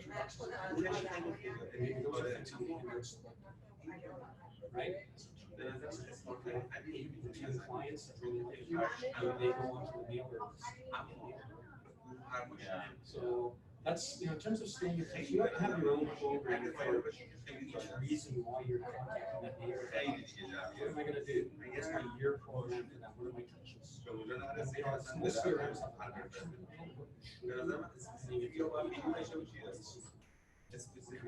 And you can take that template, add your own. And that's all it is. It's just consistent and sometimes repetitive. But until they say, hey, unsubscribe or take me on your list or some bullshit stuff, you know. I got You one get email so far. only one that says, hey, Like this, okay. Yeah. Subscribe. I got one on the way here too. It said, it was one of my e-blasts sellers. Oh, Rick, I sold the house already. Yeah. Shit. I don't even know this guy. This was an online lead, right? I can't do anything. And because I know my own online leads, I have to go back and every 3 weeks and check the MLS to see if any of them have been sold or have they been listed. Sometimes they never contact you. Radio, that's right. It's a lot of radio silence, right? Where you're not. What I hear most of the time is that okay, we don't want right now, maybe in a year or 2. Right, that's okay. Hey, that's okay. Yeah, nothing. That's in the bank. Look at Thank you my so much. my philosophy is, hey, that's in the bank for later. I had an opportunity to go pull it out of the bank in 2 years. I can't be just like, 2 years, and you come home and you see Remax sign 3 doors down. Shit, that guy seriously used me, never called me. What's going on? That's just That's why I want to get the home. That's why that's the best way. 100%. Yeah, because you can text them and you can call them. The key is, have you done any maintenance? I used to do that. I used to, so now, I used right to now do it. they're I hot. stopped it Yeah. years ago. The last one I made was in early 2000. Yeah. I think if you watch some of the Richard Robbins, little thing that Richard Robbins put together. Yeah, those kind of little things for 30 seconds, and you send it out to 20 people. Fine. And then you get more comfortable, and 2 people say, oh, that was awesome, great, it's great. And then maybe you share it on social media. And then you do one in a week later, Talks a lot of time. Okay. It takes a lot of time. A lot of times if you want it super perfect, if you want to take a little video, say, hey, it's Rick from Ronald Page, it's an awesome day today, I just came back from Richmond Hill. Man, the market up there is hot, but hey, if you're looking to move to Durham, I'm your guy, right? And then send it out to 4 or 5 people. You might even look a little dorky, where you blinked a couple times, send it out. I'm good at Send that, it out. so I'm not, Because and I'm not camera shy. in about 2 years, 3 years, that tool might be not as effective anymore, because too many people are then using it, right? So right now it hasn't been bombarded, it's very effective, people are using it. Everyone gets onto the ship sinks. Yeah. So and then you need a new tool, and then you have to go back to some of the old tools. One of the old tools is, costs a little bit of money, takes a bit of time, nobody's getting mail anymore, so now you can go back, those agents are not doing it, and start writing a few notes and sending them to a I'm company. doing it. Yeah. I'm doing Yeah. it. So I haven't gotten the result yet. Yep. I started doing it since last year. Yep. Yep. I have a list of, So do you have a couple, you have a commercial colleague right now that you could go to? Somebody says, hey, I'd like to, sell my $14 million commercial complex. Do you have one right now, quickly you could pair up with to go sell it with them? You should have that. So you have all these resources around you that do different things. Is there a land assembly guy? Is there a pre-construction person that maybe you could pair up with? Get to know them, because you see, opportunities come, and when your friends say something right away, hey, not a problem, I got a great buddy I work with, it's awesome. But if you didn't have that, you're kind of answering the question, I got to do that, and they could feel it right away. Right? So I sold one 2 years ago, $30 million to Tribute Homes, the farm.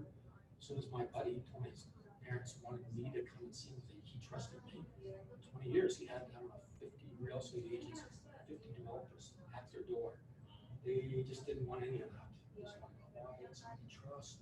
As soon as my buddy Brad sent it to me, I went to my colleague that does a lot of farms. I said, hey, do you want to go in 50-50, buddy? He goes, sure, let's go meet them. So I called Brad back right away. Hey, Brad, you know what? I specialize with one of my colleagues in this.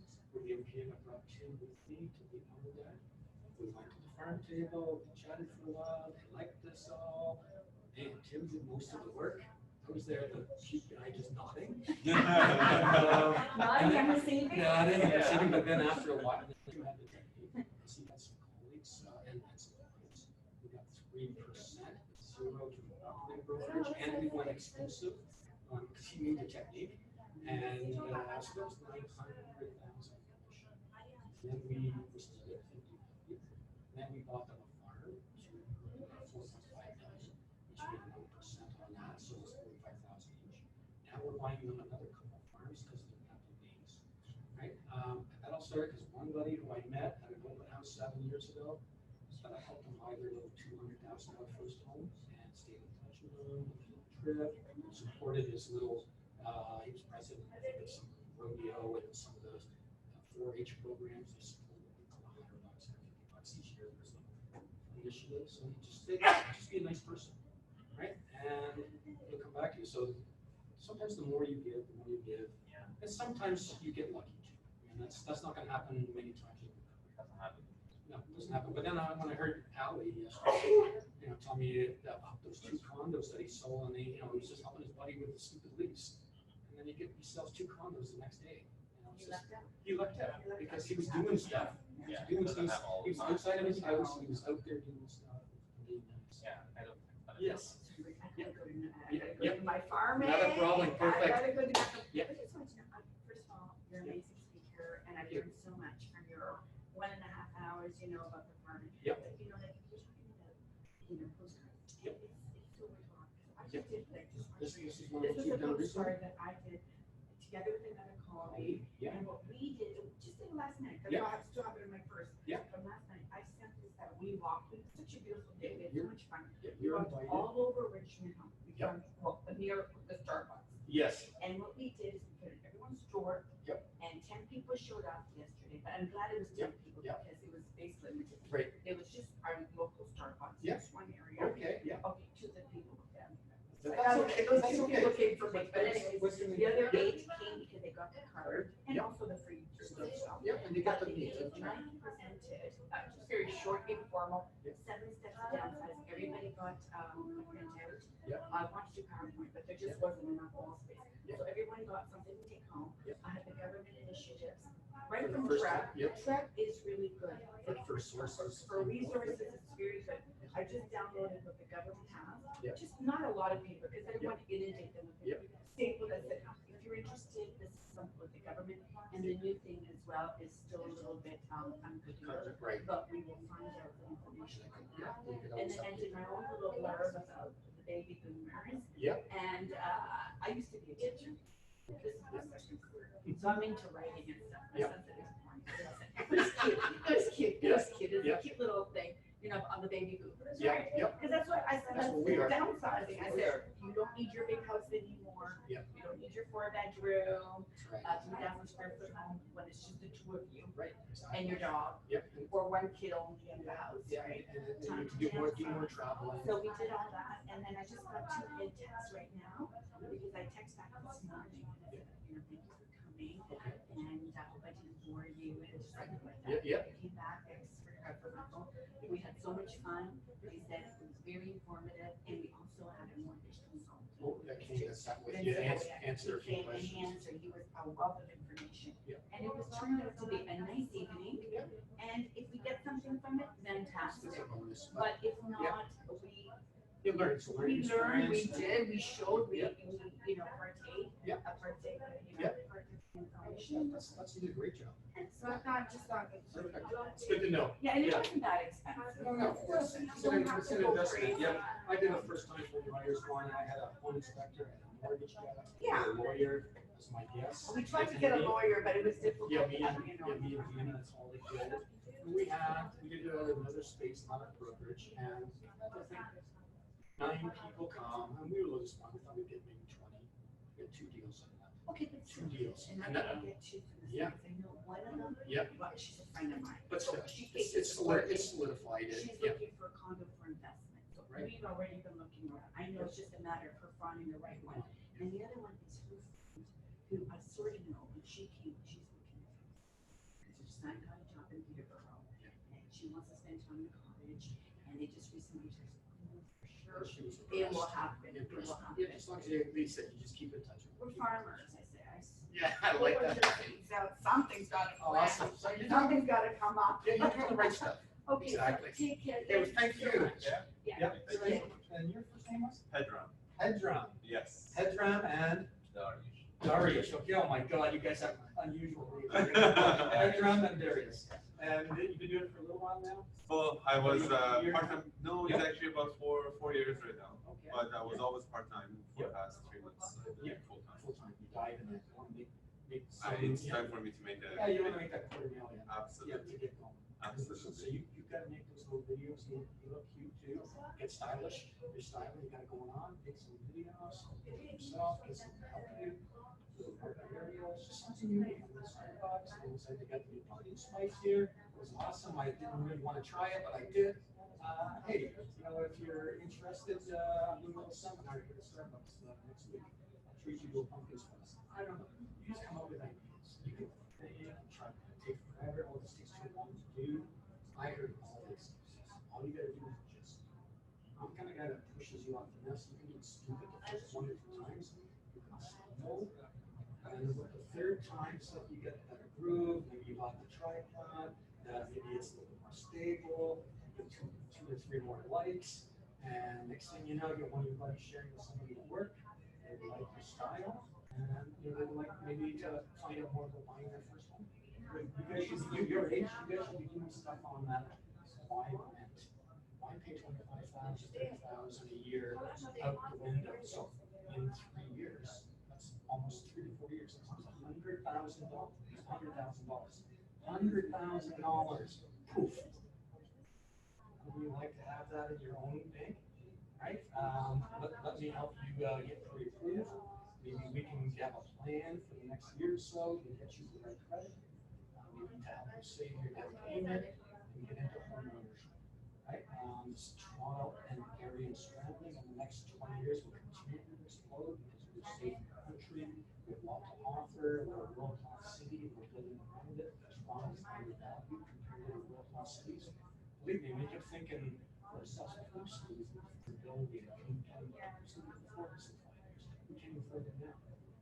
it's still gonna go up. Vancouver, New York, LA, it's, our prices are gonna keep going up, right? So, get them to get in there, get them to have their parents help them out.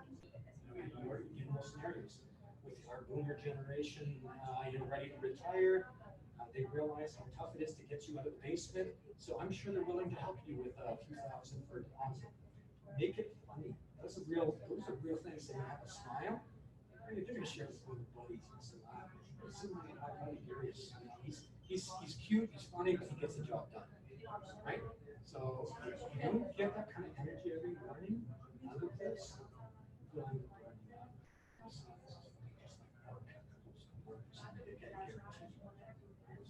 for sure, I mean, well, so I never gave up, even though I was like part-time when I was doing my garden center, and I was doing, last year, I was still working 4 days a week in garden center as a manager. I had 28 deals, I had $180,000 after my 4th year. Get the technique, I remember when I had 5 listings in September, fall market, all the kids went back to school, they loved the garden center. 5 o'clock in the morning, I was putting open house invitations on people's homes, didn't knock, because they was quiet, didn't want to hear some dogs barking, right? And I'm like, what am I doing? I said, well, this is my only slack, I don't have a team yet, right? And I was gonna develop a team, and then somebody found me, asked if I could make it. I said, that's a nice new challenge, I'm compensated well, but I said, I won't be a manager that's gonna compete, but I have clients that like me, and I've done that for 5 years, and I want to give that away. So I do 8, 10 deals a year, they just come to me. And then I share some of my colleagues, the verification you need help, so they've been. Lots of fun, even when you see others that are doing $5 million, you make 800,000. Yeah, in 8 years, you guys can be those things. You guys can be, but you have to have confidence in yourself. Your neighbor next door, who knows your roof now for 3, 4 years, maybe doesn't find out everything you're doing. All of a sudden, if you give them some little pamphlets, I'm doing this, and you talk to them, doing another open house, this knows not yours, right? You gotta let your friends know you're doing stuff, so that they'll start. Thank you so much. Thank you both. Okay. Pleasure. Okay, take care. Did Yeah. advertising on the car work for you? 100%. 100%. 100%. Do you recommend it? Right away. You still have it? No, because I'm not competing. As soon as I became a manager, non-competing. I put that thing out there. It's like I'm trying to get new business from strangers, right? And so I got a young guy, Max. He's 28. Maybe about 4 months ago, he came right to my front door, knocked on my door. Mr. Pecman, are you still an agent? I go, I'm Max. I am. Why'd you ask? He said, well, I don't see your car anymore. Because he remembered, when he was growing up, he saw my car. I said, oh, I'm the manager, Max. I only kind of work for my friends and my neighbors right now. Oh, me and my girlfriend are looking to buy our first home. Would that be something you can help me with? Max, come on in. Give him a kitchen table. We sat, because he was my son's age, and they went to school together.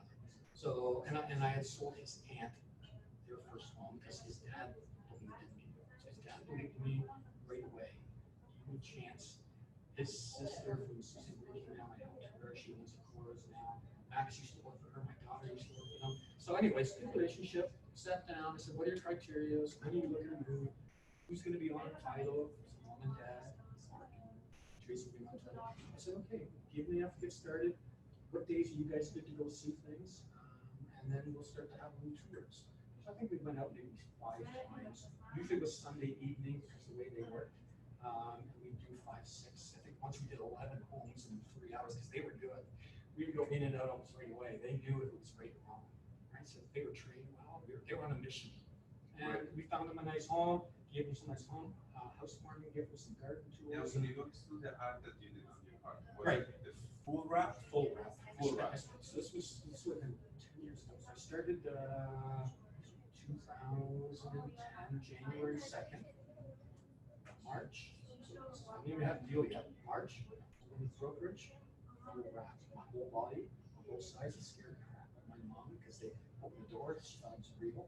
And they would have, Durham Homes and Gardens, because I'm a garden guy, homes and gardens, and gardens, and it was a page, I had a little bit of gardens kind of superimposed in the back. It was very nice, cute, right? And believe me, I pull in, people was like, even the guys doing the 20 years, I'm just holy. It's like, the elephant in the room, Rick, I said, you're kind of serious. I said, I'm gonna make this happen, right? And so, because I looked at on bench bases, you know, like the transit spaces, I looked at that cost this year. And I said, then I started calling around, and I said, oh, what for $12,000, I think we could use that capital. So we have a car, full, you know, like 6-year, you know, 3M quality, you know, it's really nice. I said, okay, please tell me.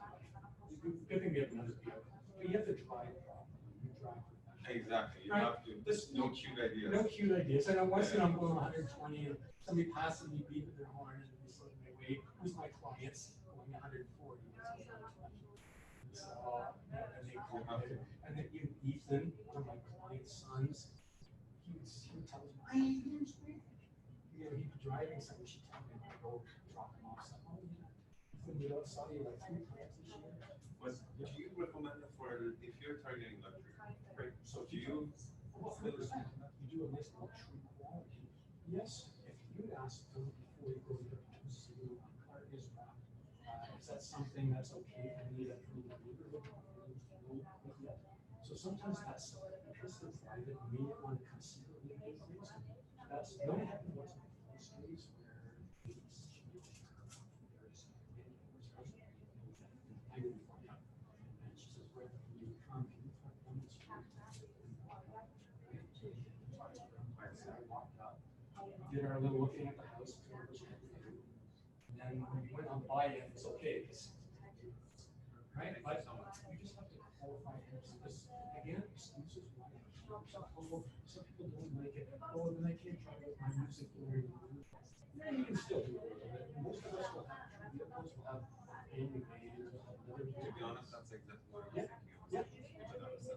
Separate car. Separate car is your real estate car. And you have your family car for vacations. And you know, if you're gonna go out with buddies, you have the windows down. Absolutely. Thank you so much. It was That's awesome. awesome. Anytime. I'll give you my card and For sure. in case you need to call me, email me. I Yours will, on I you. will definitely. I'm glad you got your card. So Let me just try to find it. that's it. Okay, dig deep. I have, there you go. I have it. Thank Awesome. you. And nice quality. Thank you very much. Thanks, pal. It was a pleasure. Thank you. Anytime. I'm the talent advisor, so you can reach out For sure. ideas. You're awesome. Thank you. so Cheers. Yep.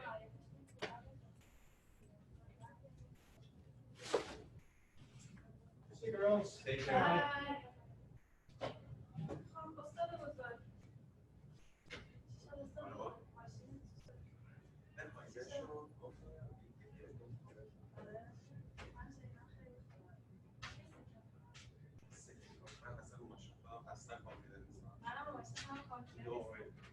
بهش خیلی فکر کردم ولی فکر نمی‌کنم کامپیتنس نه باید باشه من باید باشه باید نه مینی فقط مینی رو بعد خوبیش می‌دونی چیه؟ مثلا من بذاری بعد یه طرف مثلا استیجینگ بزنی یه طرف یاد اصلا این کار رو تفریح واسه استیجینگ حرف منو گوش بده اصلا این کار رو خودت اینوالو بده تو بیزنس از ولی کن چی دیدی ولش کن حرف نزن خودت میشه پروفشنال یه بیزنس حتی اگر بحث بیزنس ریال استیت باشه خب و بحث استیجینگش میاد فکر اینو بکن که چجوری میخوای باهاش دیل کنی اگه خودت بکنی اکسپکتیشن مردم اینو فری داری براشون انجام میدی اگه فارمات کنی بیزنس رو پول داری براشون میدی من خودم این واقع استیجینگ نکردم اصلا پیشون چون اگر این واقع بشم باید از جیب خودم میگیرم خب نه اون که اسم اصلا داره اسم تو اومدی تو بزرگترین بیزنس یه بیزنس پول پیش دادی نه اون پول خورده take my word for it نه مارگیج نه چیز اصلا خود نگاه کن مارکت پیرس و پراپرتی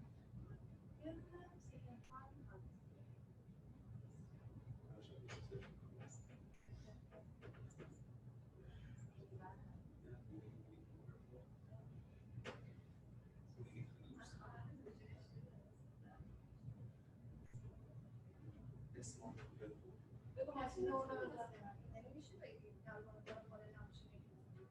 اگه میکنه اگر بیرون چرا اگه میکنه صورت من هر ببینه تبلیغات ببینه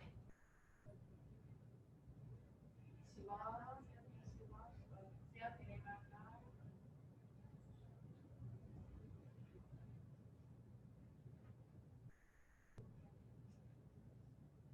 بهترین ادورتایز شما هر جوری حساب میکنم بیل بورد رو میزنی ماهی $2000 میخوام ازت پول بگیرم یه دفعه میزنی یه دفعه میزنی ماشین هر جا بخواد یه پارکش دفعه کن میزنی بیل بوردت متحرکه بخوای واسه هم بزنی و ارزش هم بده نه خوبه اما چیز هستن تو روش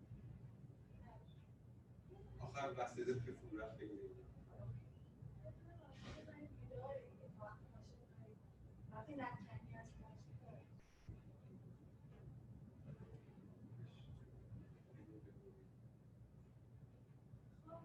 خب برنامه شما چیه؟ من تا آخر هفته درگیر میگم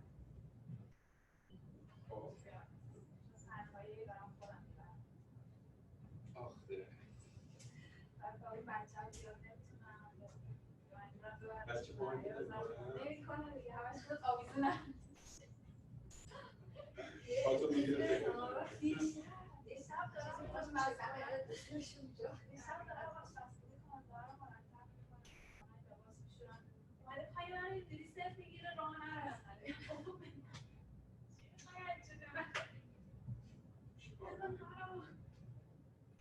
یه 10 دقیقه رفتم رو گفت شده ولی تو خوابیده یا خیلی راحت شد مثلا به بدتر شه خیلی بدتره اون روز من کمکم رفتم توی پارکینگ آشغال بزنم گریه میکرده اصلا میگره خیلی بده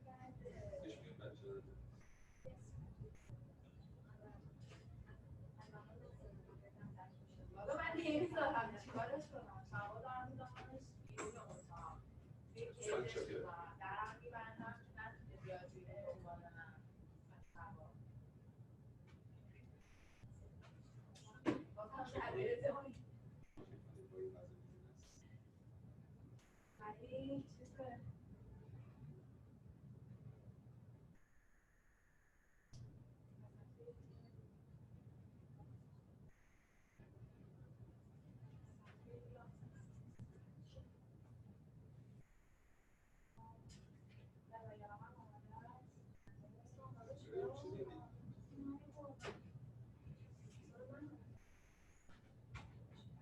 اون دیزاین حالا برای چیز از پست کردن باید بزنی من که اومدم تو داره در مناسب دارم من نمیشم برنامه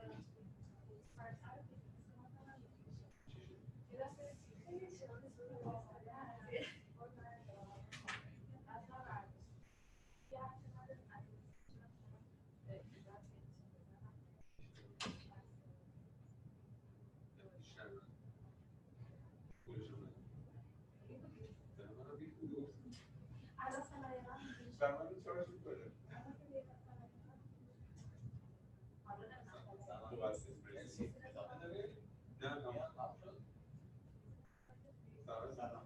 نه نه سلام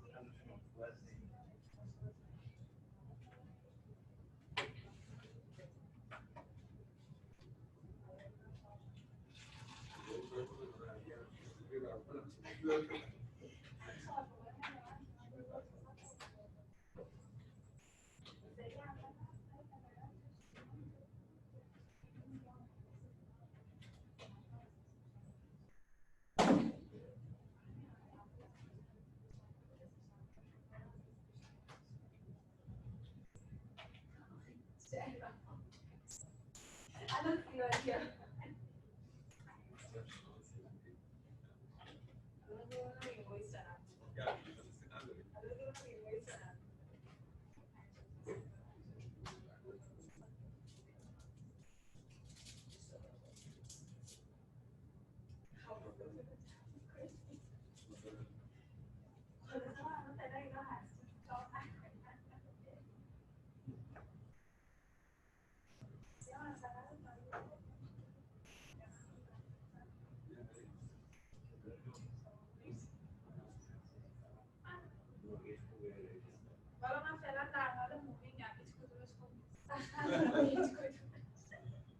خودت خوبی. خودم فعلا چون دست تنها هم هستم دارم خودم جابجا می‌کنم درگیرم. مرسی ممنون. استیجینگ آشنا دارم مگه؟ آره. استیجش هم بکن میگم به بذار ببرم همه رو ریختم همه تو خونه. نه اجاره کردم فعلا. فهمیدیم میام بده.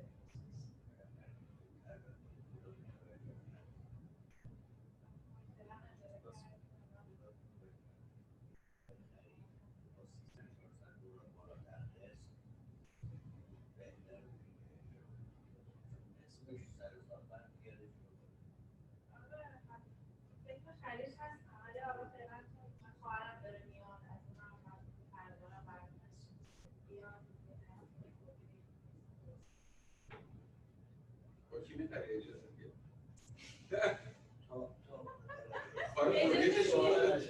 کار مورگیجش خودت با باباش ریترنش هست.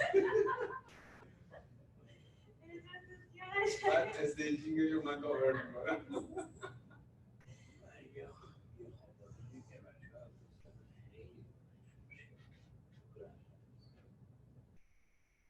من فعلا الان نمیتونم چون که باید ببینم اگه الان تماشا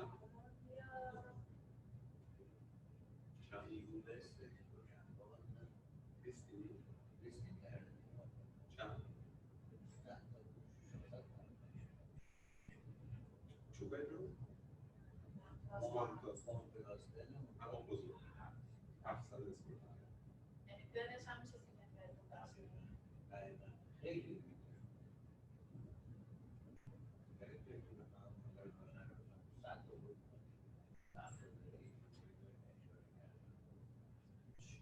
فعلا که حالا یه سال برده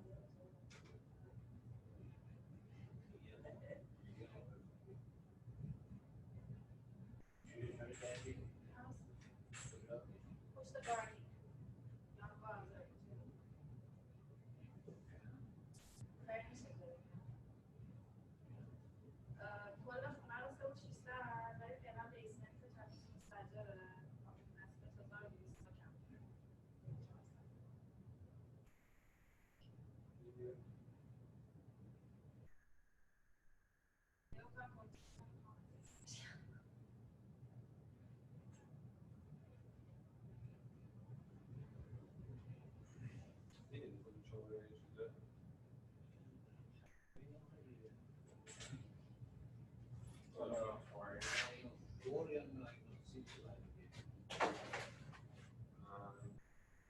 چیز بیورلی هیلز آدرس ایرانیش چیه؟ 91 گرند پلس 94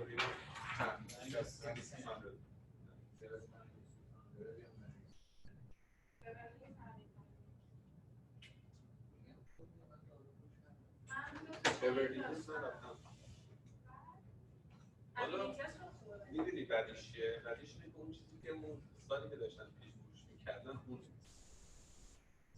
من یادمه شما رفتم بخستم این سال تو بوکش گذاشته بود زیر قرار اینو بکنم تو پایینه گوچی قرار بیاد الان به جای گوچی کانوینینس استور فقط من میرم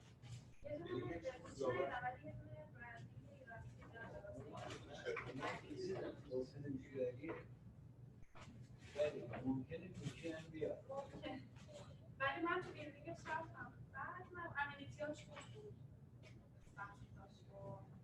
استخش جالب بود استخش رو باز داره یه سنگش آره همون استخره یه قسمتش رو ایگنور کرده قسمتش رو آفتار کرده گرند پلس تو من تا نرفتم تو لابیش چجوریه؟ من لابیش خوبه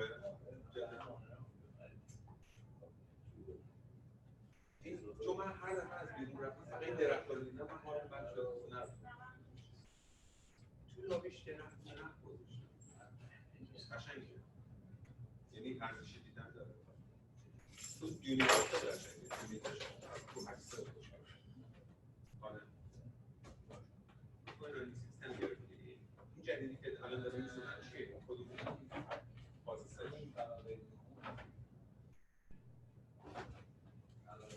گرفتن پروژه ساختش رو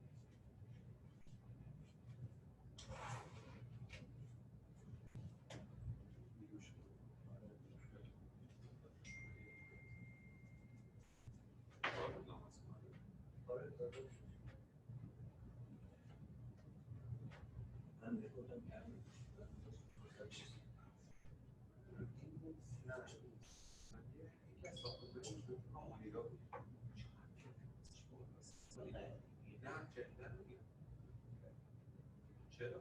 امیدا برای شب 55 و 65 جدید از این جدیدتر توش آره نه چیز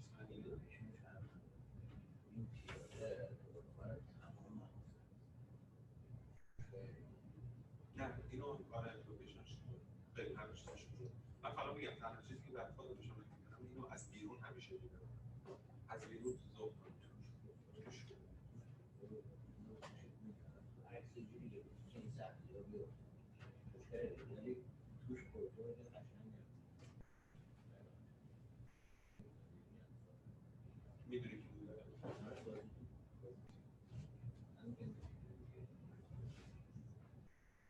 بوده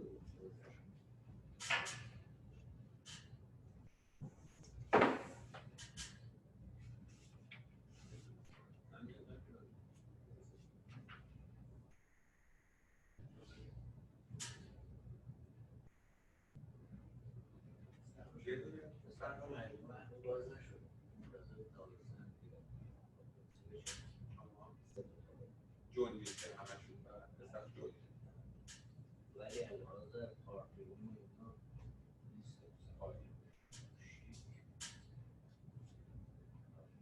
من این پنجره‌هاشو خیلی دوست دارم خیلی سطح ایرانی خیلی سطحش خیلی ایرانی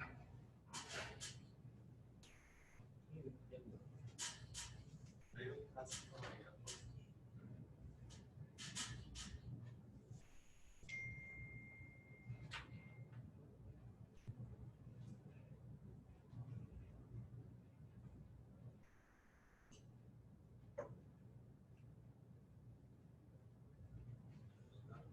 یه شکل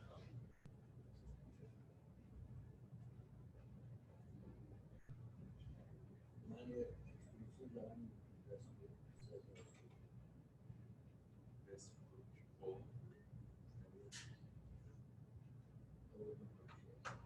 من یه مشکلی رو دارم که اونم باید بفروشه بعدش بخره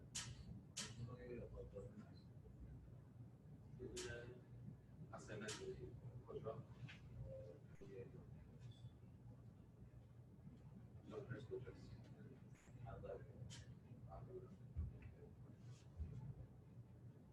چند هوا چند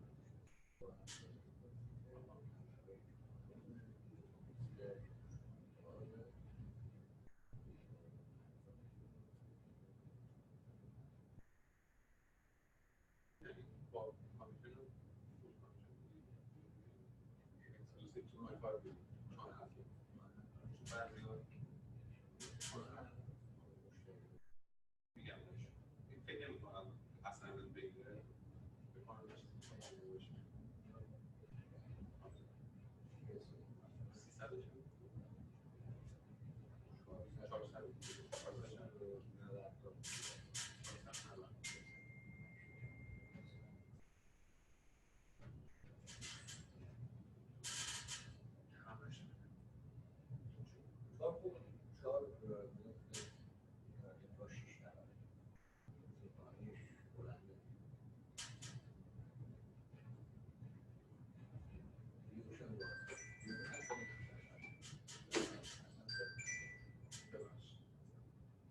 March. How are you, buddy? Not bad. What's going on?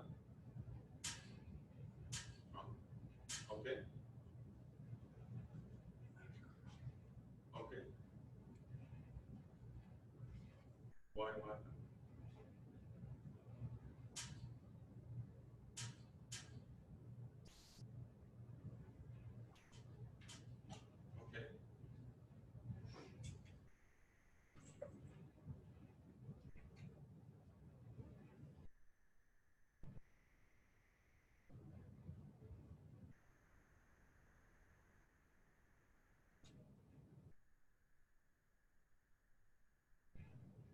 Okay, so when did you just need the price? 1979. Okay. Okay. No, nobody has called me. He did. I'm waiting for him to. He did. Last night, I had a talk with him for approximately for about an hour. Okay.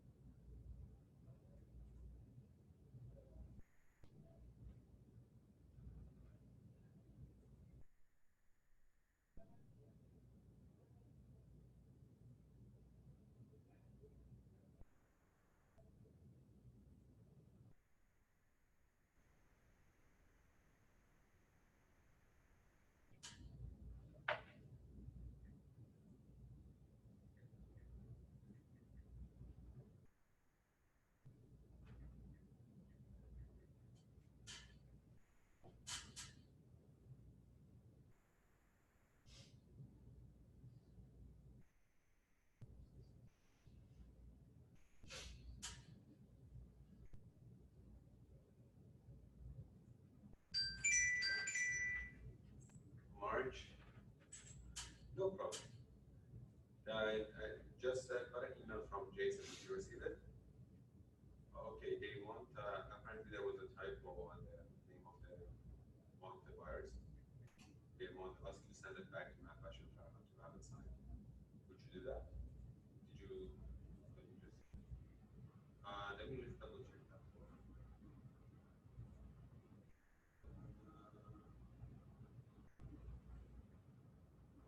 forward it to you.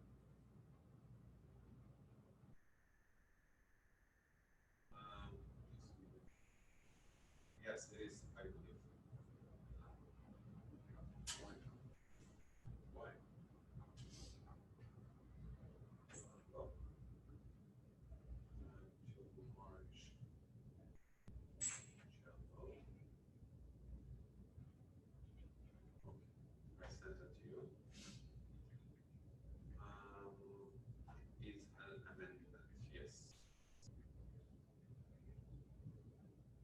Match and Farmel, you just get them to sign and send it back, right? Alright, so do you want me to, you have time or? No? Okay, so anyhow. So,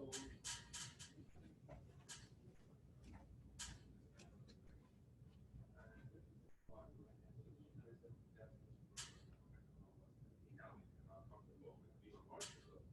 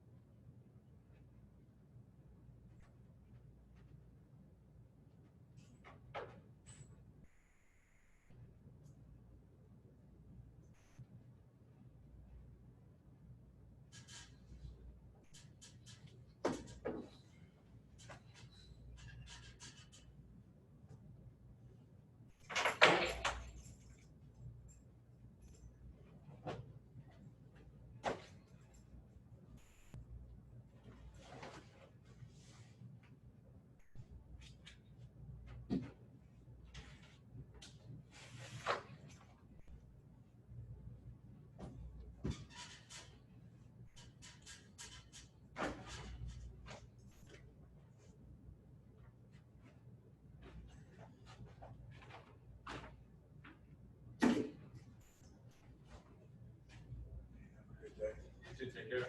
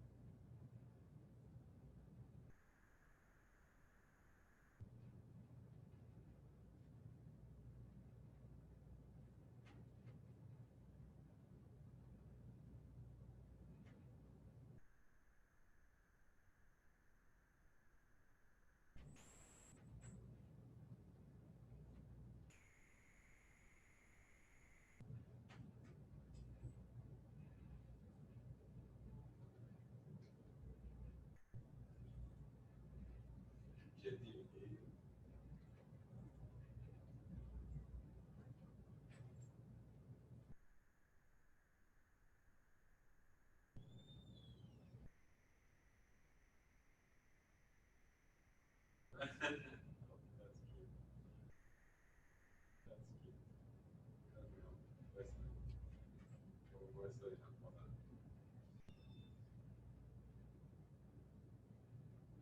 آره آره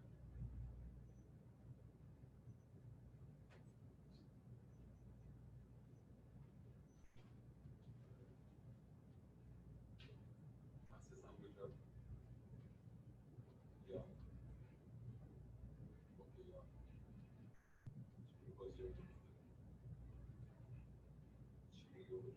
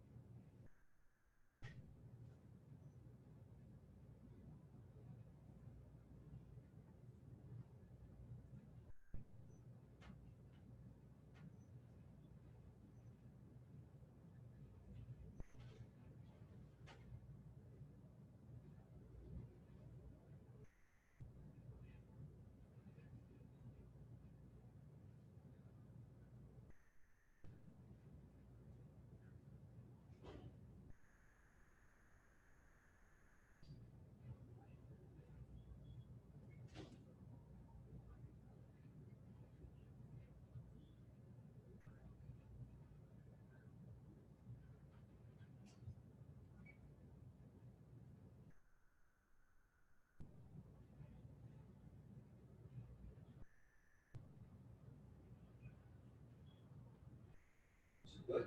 How are you? Of course. Yeah. Very You learn a lot. Yeah. Good. You can learn every day. We learn something every day. And we still die stupid because life is too short to learn everything. Huh? We learn something every day. And at the end, we still dice too, right? Because life is too short to learn everything. Yeah, that's very true. You cannot learn everything. Yeah. So we would have to almost live forever to learn everything. Oh, God. What is it about today? What's about telelisting and open houses? Ah. Now you can perfect your open house, Exactly. if you haven't already. Exactly. Oh, God. How is the listing doing? Good? Us. Over $1 million is not moving, eh? Yeah, but it's in Toronto, not here. Oh, stop moving, stop. I see stuff going in there. You think it may be a little bit, a bit too over, or? That's what I'm thinking.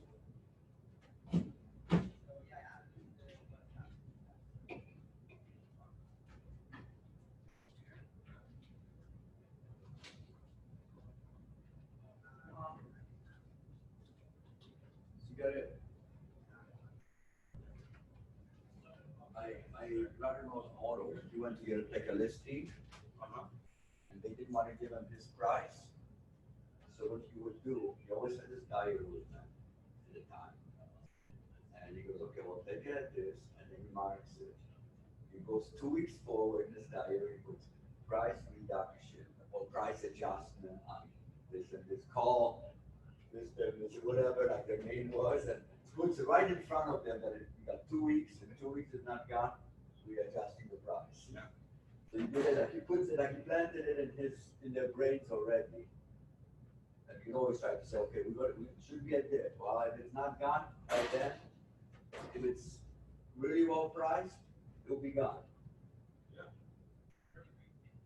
And always work coming for them. Like it's planted in their brains that we're gonna have to adjust it in 2 weeks.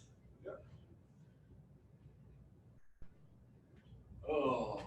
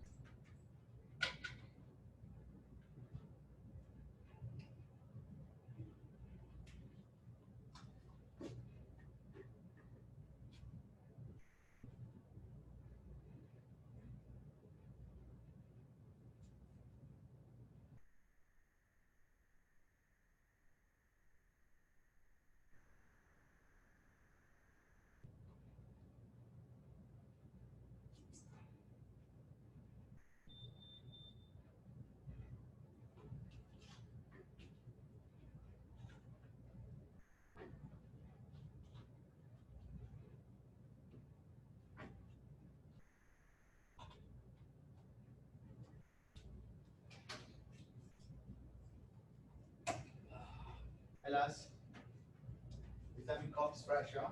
When you're here? Or not? Typically. Not sure, but. Maybe good coffee. Yeah. Wait, if you got something on your suit on the back. I know, it's paint. Oh, it's paint? Oh, so you want to get a listing and they just freshly paint. Now you can really say freshly painted. It's not even a part of me. Okay, so you know it's that, okay. I don't think it's paint. Probably I said on something, I don't know. I don't know, because it's coming out. Like it's coming out. It was paint, it wouldn't come off like that. Not with, it's not. No, it is. Like not as thick as before. Oh, yeah, Okay, you're right. it's coming out, I told you. My Yeah, eyes one of my are, clients told me today. my eyes are is not as good as used to be, but I can still see what's coming out. So maybe you need to check your eyes. Oh, I definitely need, I definitely, yeah. See, it's coming out. Take a little bit of some, but it's gonna be, that's better this way. You could put a little bit of water on something, but it's gonna be worse. You know More what? noticeable. Just I went, don't turn around in front of your client. I don't. Just stand. I went Milton, because my mother was not, Is she Milton? she doesn't. That was Sunday. I just went there. You move her closer. I know, I'm trying. I said, I went there to be nice and to say, I got you. That's where she saw me. Okay, nice suit, holy so it's a new one. No, it's the old suit that it looks really nice. I love the color. I said, okay, do you wanna go out? I said, let's go to Burger Factory. So we went, we had lunch together. She came back. I said, listen, do you need anything else? Because she's not mobile. I can get you something. Let's get you up. No, I don't want this. That's the gift. Okay, let's go. We went to the Tim Hortons, ordered coffee, 4 coffees. She ended up and All these over. 2 cups are leaking. And all over my sleeves, my jacket, my pants. I told my mother, no, she was upset. Jinx, my that's what she did to me. No, I just only said it's nice. Yeah, don't say Hey, this is freaking clock. You cannot tell the time. It's so hard to see on that. It's 10 to 1. 1 o'clock. Oh my God, I better go. you too. No, just tonight. Take it.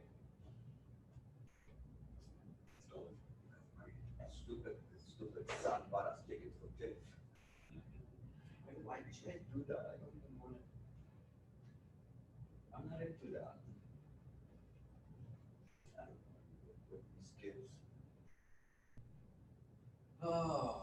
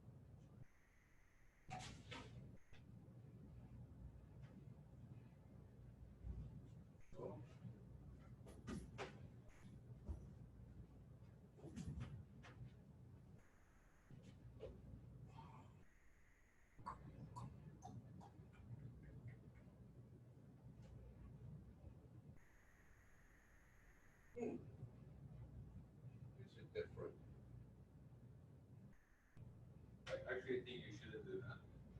I'm turning it off. You know why? Why? Because the last time Celeste was here, she was wondering who would turn This it off. thing is like on, why is it on? It's not even. No, I think she uses how do you say, the remote to, Someone should turn it off. um,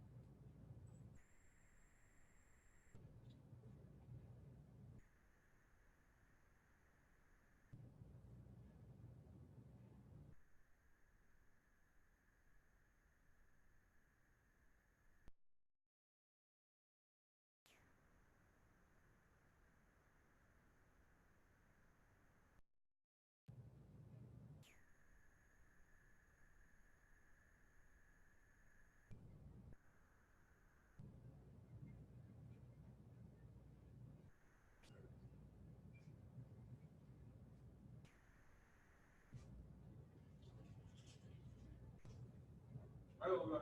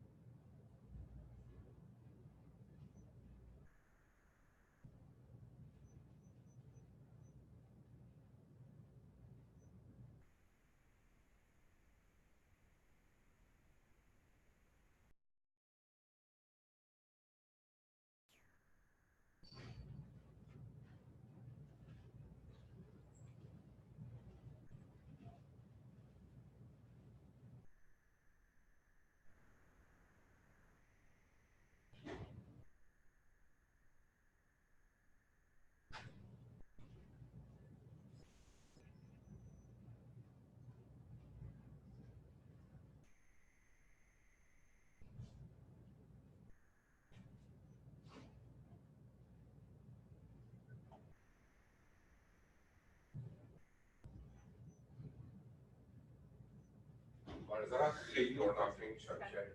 امروز قراره مثلا نه نیستش. I bet he's not gonna show up.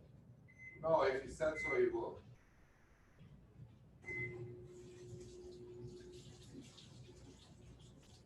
Quality داره.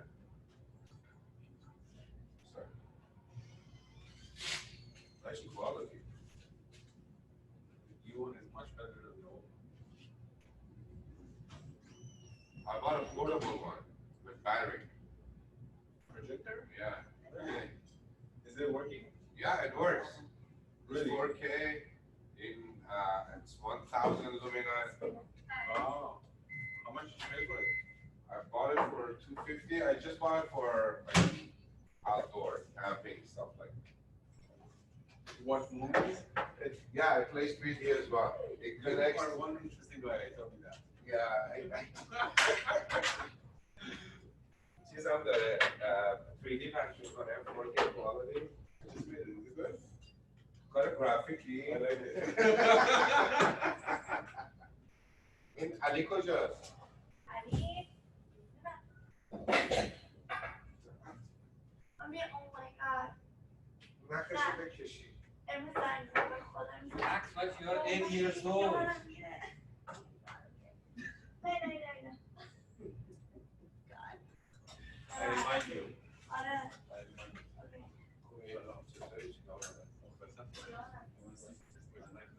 Thank you very much. خوبه؟ از اینا بهتره. آره. خود قبول داری که من همه چی خودم درست می‌کنم. Go ahead, ladies. Go ahead, hello. Hi. Hello.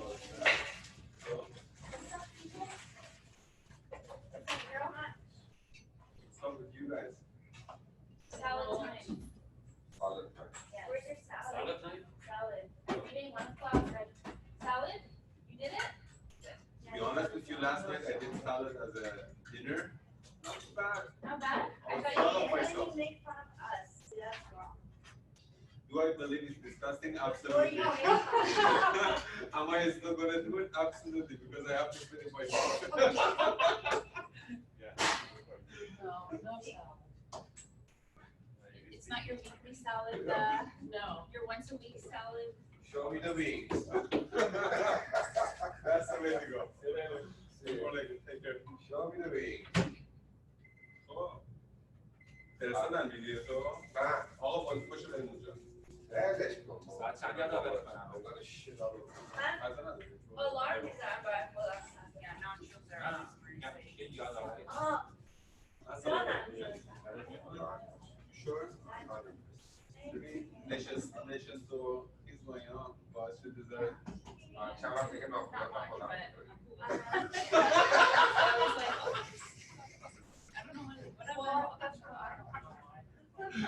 Whatever it was. اینو ریز اومد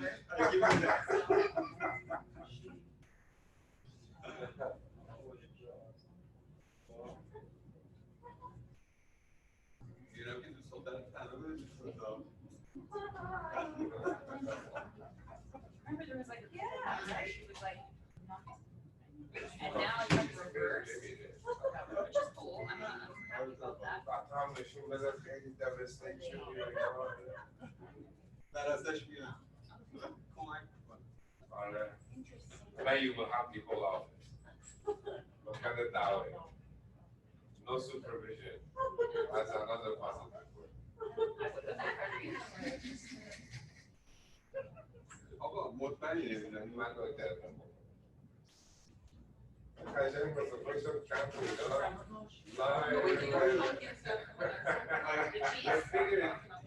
I haven't tried it yet. I'm gonna say for after lunch. Oh.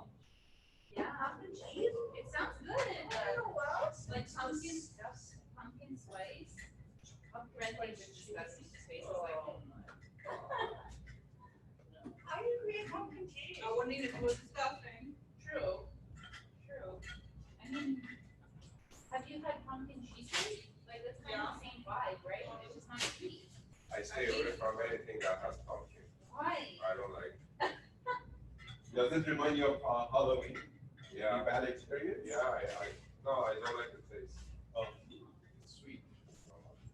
Yeah, true. Who's coming with me this Halloween to, Going up? Trick or treat? Yeah. It's the best day. You got all the chocolate, No all you chocolate? can. You wanna sell your That house? is a good day. You know, you could just go to the store and buy some of those candies and you don't It have. feels to- better if you show But up. it's not free. That's what they're saying. That feels better. Well, I would have questions if someone of your size showed up at my door. Well, I'm just gonna ask you, chocolate or do you wanna sell your house? Well, I'm sure It's they'll 2 for 1 appreciate deal that. today. You should have opened the door. Now since you opened it. You chocolate for me? No? How am I selling your house? It's where you can get business like that, make people laugh. I got people slam the doors at me. I was gonna And I say, keep laughing. if it was Halloween night, I would actually appreciate it. Harder. No. Seriously, the harder they do, the more pleasure I get. I go, ah. I made a change in your life.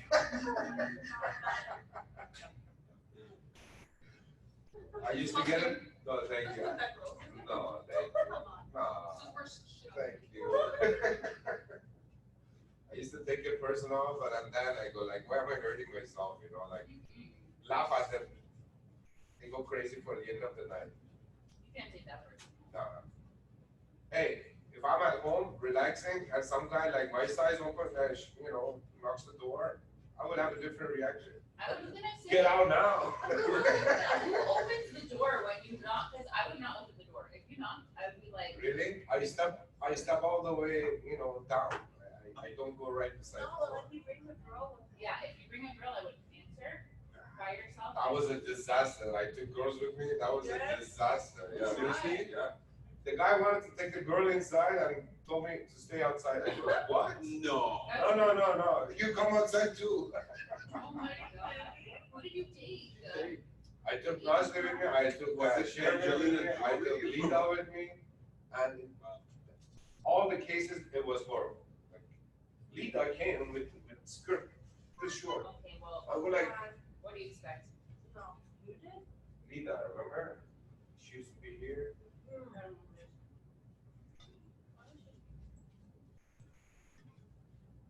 Alexa. But are you Some being people sick? honestly don't have any concept. No. Like, no college that Ooh. Well, the Oh, agents, yeah. you mean? Depending on when you bother them, right? Honestly, everybody's an agent, so at this point, I'm just gonna say people. But anyone call me at 8 o'clock in the morning for real estate, he's gonna get it. For sure, he's gonna get it. I'm gonna find his office, I'm gonna know where he sits, I'm gonna go for it. Seriously? Yeah. Early for what? People call at 8 o'clock in the morning. Daryl King calls at 8 o'clock. What? Yeah, he calls everybody at 8 o'clock. For what? The cold calling. He says if I'm awake, they should be awake. So he calls at 8 o'clock in the morning. So are you insisting that you have a home phone? No, like, they don't call the home phone anymore, they call your cell phone. You know how to get the phone numbers? Not really. You better find out. No, anyone calls me at 8 o'clock in the morning, I set up an appointment with them. On purpose, yeah. So they come to my house and I take care of them. And they're in my property. Dad? Don't call me at 8 o'clock in the morning. You make breakfast? No, I'm not in a good mood in the morning. I'm like a vicious dog in the morning. Even my wife doesn't talk to me in the Oh morning. my god, really? Yeah, if you're not a morning person, No. you're not a morning person. No. I may get up at 7 o'clock, but I don't want people calling me at 8 o'clock. Buddy, you gotta change your attitude. No. Every morning I wake up, I see myself in the mirror and I say, good morning. Yeah, you can't do that. But imagine me look at the mirror. I don't say good morning to myself. What do you I say? don't look myself so pleasant, you know. Honestly, you say good morning to yourself like You're that? such a jokester, it's crazy. Like, No. you see me. Believe me, you're day is gonna go very, very good. You see, you have to treat yourself. Good morning. I respect my privacy. No. No, I respect my privacy. No one should get in at 8 o'clock. No. You know, privacy, the only place on earth that you can find it where it is, bathroom. I have that. For an hour, maybe.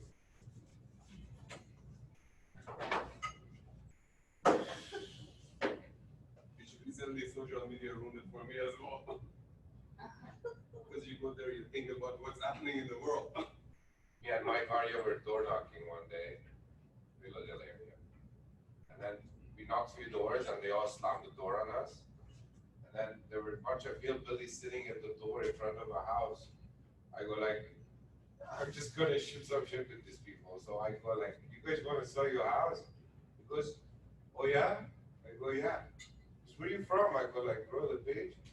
He goes, my aunt died 2 months ago, left us this house. We were thinking what to do with it. So come in, guys. Oh my God. Yeah. Are you serious? We had 22 offers and we double-ended it. Oh my Lord. Yeah. Just like that. Right place, Right right time. time. Yeah. Wow. Good for you. Yeah. I don't have anything to say about That's it. crazy. Anything to say? Regarding that, Yeah. I think they were high too. They were in a good mood, you know. What am I gonna do with $1.2 million? They were thinking about, you So know. what did you do with the commission? Oh, I spent it already. You know. That was a few years ago.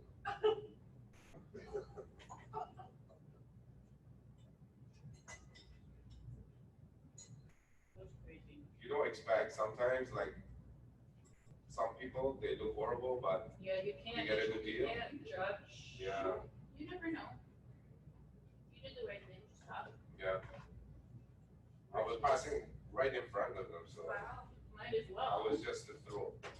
I'm gonna throw something, maybe it works. Yeah, and the worst thing is they say no, whatever. Yeah. You're back where you You started. just move on, yeah. Yeah. The 22 offers, so that was in like 2016. And I kicked Sharon Soldani out of the office. She started to be a bitch, Sharon Soldani. You don't know, she's such a bitch. She's She got married, you know. She's not married, no. She has a husband right No, now. she She has just, extra protection. she had a husband, not anymore.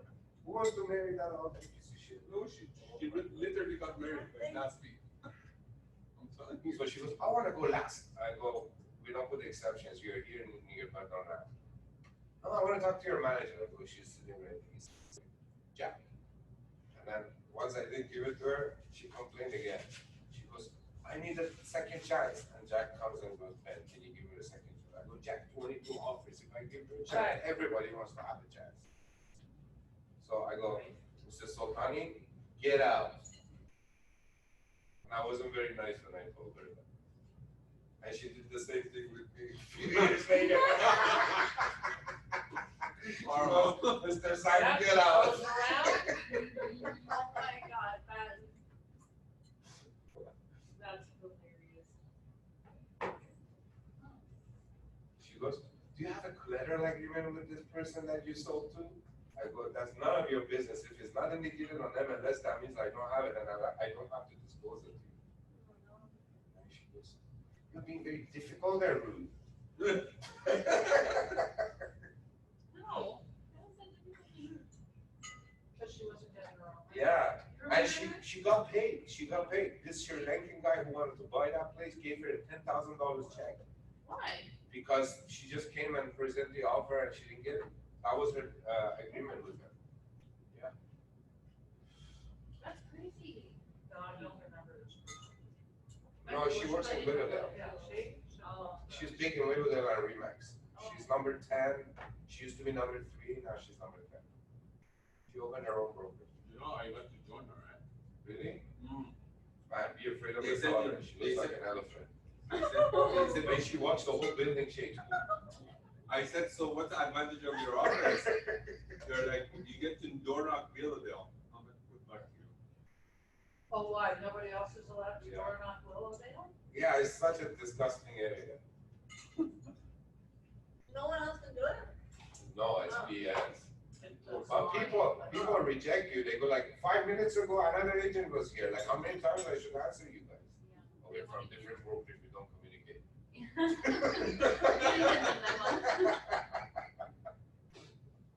The best weapon against these people is make them laugh. Once you make them laugh, you're in. Be a clown. You're gonna laugh at this one. So, this guy messaged my wife last night she had something on Kijiji. So, it's a brand new shoe. It's like worth retail for like $1,000, right? She has it for $600. So the guy messaged her for $70. She's like, what? 70. It's brand new. She's like, what should I do? I'm like, give him the smiley face, the poo one. So she did it. What?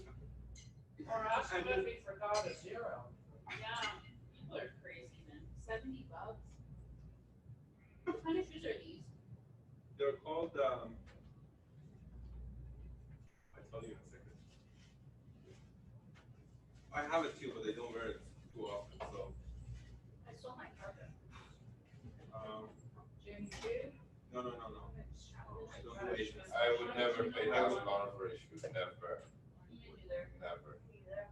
I mean, I will pay $1,000 for electronics, but I won't pay for shoes. Not even electronics. No, electronics worth it. No, because then the new thing comes out and then it's worth nothing. It takes you at least 4 or 5 years before the new Really? things come out. Yeah. To me, I don't know. I don't even have a TV yet. Boscenis. They're Italian. They're called Boscenis. Sweet. So why is she selling it? Because initially she got this, she doesn't like it has black hardware. She ended up liking gold hardware, like I do.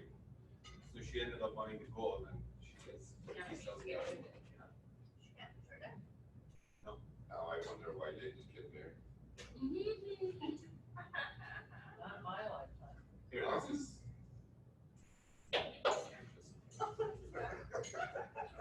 You're married. Yeah. Yeah. My wife doesn't ask for $1,000 shoes, otherwise she'd be out. That's what they look like. They're sneakers. $1,000 for running. Really? Really? And she doesn't run. No, you don't run in those, girl. Those are not for running them. I don't know. Put them on the You shelf can't and even look at wear them. them with anything, but sport. Put them on a shelf and Is look that at her them. shoes? It looks like that. Oh, okay. But I do crazy stuff, like I spend so much on electronics. Not shoes. Like I go and buy a sound system for $4,000. And that lasts me like, I don't know, 8 years, 10 years, I enjoy it. But amortized over 8 years? Do you need it? Yeah. Oh, okay. I don't know. Ali knows I'm crazy. One day I was just playing on the Amazon website and I got this electronic drum set for $1,500. Came to the office, I took care of my wife, goes, what the hell is this? I go, you know what, this is my new hobby. She goes, are you like 5 years old? Oh, God. I I could could just get in there. imagine. I could just I'm in a imagine reverse cycle, I'm getting younger. her reaction. You can afford it, then it's all good. But Like I go always for the best TV, best in the market. You're gonna That laugh. takes me 5 years. I used to spend money like that, and then I changed. You're a real estate agent. Yep. uh, Now I spend the money on clothing more than I do on technology. It's crazy how that is. I buy clothing, but it should make sense. Like, I bought 3 pairs of suits from US for $1,200. But I got Hugo Boss, I got Armani, I got Valentino. So 3 pairs of suits for $1,200. That's actually well good. worth it. Each one of them costs $1,500 here. yeah, no, that's actually Yeah. So I do, like, when I do shopping, I go to states. You can Where buy do you go, everything. Buffalo? No, I go to Jersey because my wife's relative, they all live there. And when you go to Buffalo, you don't get as much as stuff that you get in New Jersey and, yeah. When Whole Foods on sale, Ultra Crew, I hate their stuff. oh my god. Overpriced. Super overpriced. Over- Overpriced. Do you guys buy anything from the gas station? Go to Saks Fifth, the other side of the border, you get the same thing with 1/3 of the price. Or if you stay in a hotel for 2 nights, you're allowed to bring $800. So go buy $800, you can buy a lot of stuff. شکلات دارم هایی میخواد. ببینم تا سالاد میخوری بعد میری پایین شکلات میخوری؟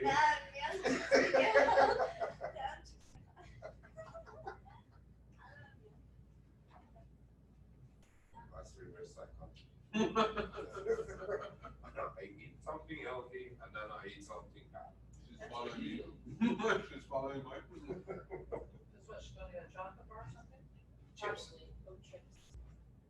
Sometimes you just gotta, you know. I'm like, if you want chocolate, I have chocolate. I gotta chew something. That's food to me. Yeah. Salad is not chewy. You want chocolate? No. I don't eat sweet. It's one of the My coffee is always black. That's good. Yeah, I don't take sugar. I hate the taste of sugar. Yeah, so what about on your birthday? You don't eat cake? No. Seriously? This is how I met my wife. We were sitting at the table in a burger restaurant and it was like around 3 o'clock in the morning. I go, I need a brain sandwich and a hamburger and fries and a Diet Coke. And then everybody laughed. No. You're laughing at me. All I eat so together? much, I don't like the taste of the sugar. Like Yeah. otherwise, regular Coke would do it. So that's how we started. That's how she fell into my trap. She's a How you soft. trapped her? I- She hasn't been able to get out. No, I'm like those flowers that eat The insects. Tina's blood trap, yeah. You're stuck in here. You're not going anywhere before you die. What's fun about having a burger at 3 in the morning? No, Yeah, we're because doing once all you this- come out of the club, what do you want to have? You want to have a sausage, something fatty, you know? No, they're just saying, why have a Diet Coke if you order all this stuff? It's like you're trying to be healthy. She doesn't like sugar. Well, that's it. They were not intelligent enough to notice. Everybody kept yapping. Yeah. Do we get DocuSign for cheaper than? Why do you use DocuSign? What should I use? Use the thing. Authenticine? Authenticine. Yeah, it's on track. It's cheap. I mean, it's free. Is it? Yeah. How do you do it? Go to MLS. Excellent choice. That gives you a toy to play with for at least 2 hours. Excellent choice. You know how to collab? I hate collab. Do you know how to do it? Nah. It works. Does it? Yeah, it works.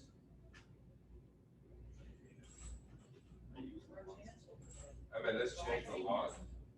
No, he's here. Like I saw him this morning.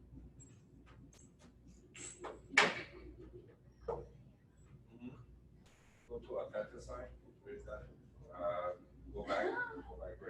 I think you're looking at that quickly. All those Go chips. to, Oh, no, but when I'm putting on it in, the left it's like, side, go down. Oh, yeah, I would put more Oh, than yes. that. I always overpack than underpack because, yeah, you don't wanna be like Jasmine and, you know, No. then you're still hungry and you're gonna go to the gas station. She's crazy.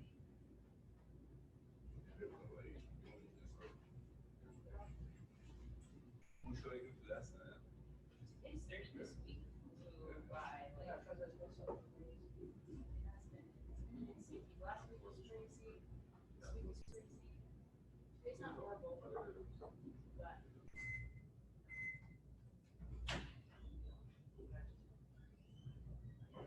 It's not even payday, but I don't even care. I don't care. I know, I'll just take it. Have you worked for Saturday? I know, but I still feel like I still drink on Fridays. It's free? Yeah. Okay. So there's No. Just press close. And Saturday is like a different job, so, Oh, and good. I Go don't even like create. really take it seriously, like I, Hardcore. yeah. So like whatever, I'll do whatever I can. Because like, the Friday, transaction Vas a la vitrina es en Yeah. So Bushaido. I'm like, yeah, whatever. So I I don't mean, really, if I eat a letter, chia, whatever, and then you go create, even though when I get and there, then it I'm doesn't like, do it yeah. because you haven't put anything there. And then I get And then you paid, said, and then I'm like, you oh, press that's create, Person. and then gives you 2 parties. You gotta create 2 parties. Like if there are 2 people, there are 2 And if people, I yeah. didn't have it. And their own email address and then it does the same thing as That's others. it. That's it. Holy shit. I Well, will because. I like you. when I How you say, not that. Very good. Thank you for that. 20. You guys yeah, like the way you can. You have to report yourself. Yeah.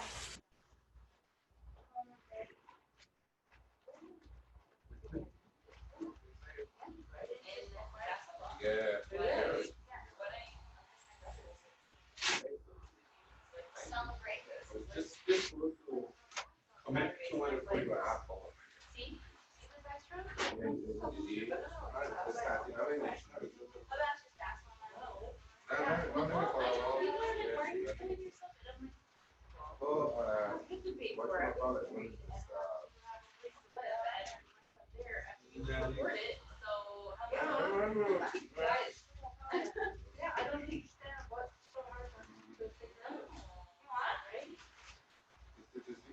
No, I'm good, thank you. Or something. Yesterday I had some clips. And I'm like, it's not getting. No, I'm not. You want it? No.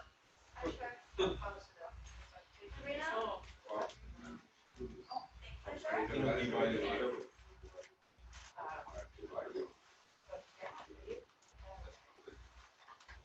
It helps.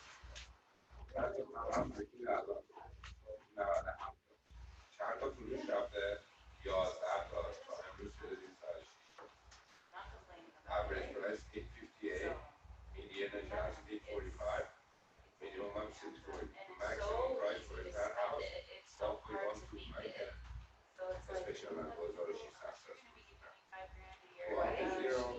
اینا چیزایی که بهتون من میتونی اینا رو با شهرهای دیگه مقایسه کنم It's a very good tool.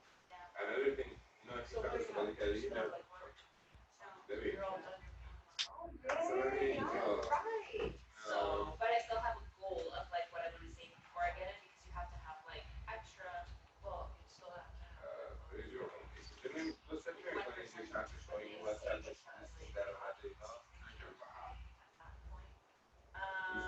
Yeah, I have that. Yeah. Oh, that. Okay, yeah. All right. Good. So I'm good. So now it's furniture. Just or and I'm just to have extra. Like 6 months.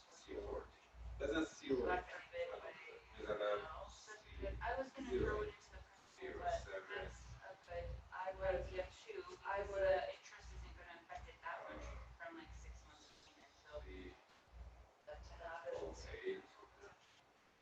They say 6 months. That's like three. But I had to say.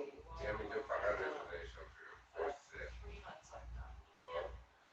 Can we do it for the Richmond Hill? 3 months. I know, and I plus the fact. That's not good.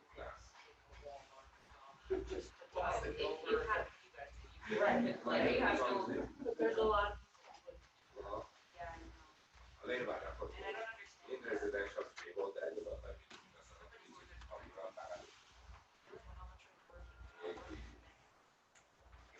Exactly. So, well, All then, needs so to then do you this. become a Really?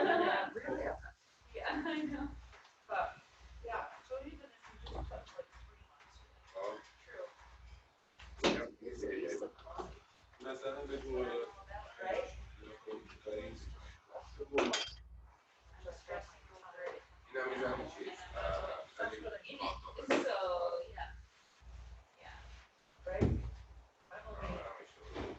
You're free and find out because of the scholarship.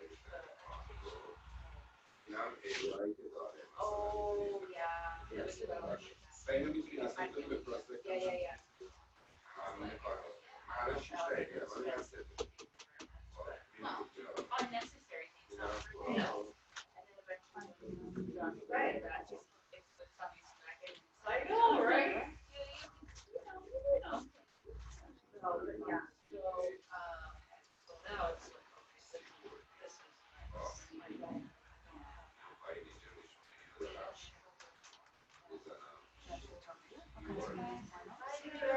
Thanks for everything.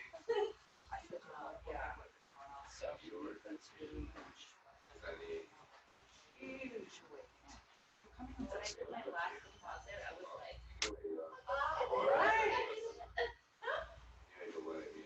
One. And then your food stayed too, though, right? Yeah. Obviously, All right, how much? I can put away, but Well, that's what you should pay for the rent. that's what I'm saying. And I want to keep it small. This is my. این هر وقت که تو لاگین میکنی بهت میگه چند تا لیستینگ کردی در اومده چند تا آپدیت داری چند تا روی دمت گرم خرابه At least خب next summer. From my company.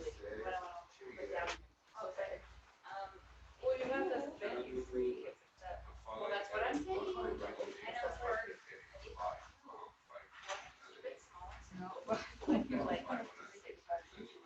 five, six. Yeah, because you could go somewhere for Your Oh, we can. Yeah, like an all-inclusive resort type thing. I didn't even, like, I'm not even factoring much. Yeah. But yeah, because I'm assuming like we'll get money from the wedding. You guys towards plan something. You're late.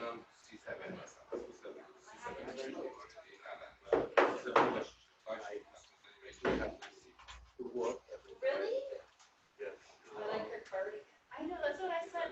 They have like a chocolate chip cardigan cookie. You want it? You love it. Actually, that was a bit Brenda. It's small enough that she could, you know, get into it. But yeah, so I'm both. So if you want to keep it small and simple, I feel like you should have a Two area? But he wants to go nuts. He wants to, like, he went to those two weddings. He's an idiot. I don't know. He went to those two weddings and he was like, oh, but this can happen for him. Like, what? Where, I was like, 15 grand. First of all, no, it's more than 15 grand. It's in a hall. Yes. Okay, and there's 100 people. This is more than 15 grand. Yeah. Tell him to go look up.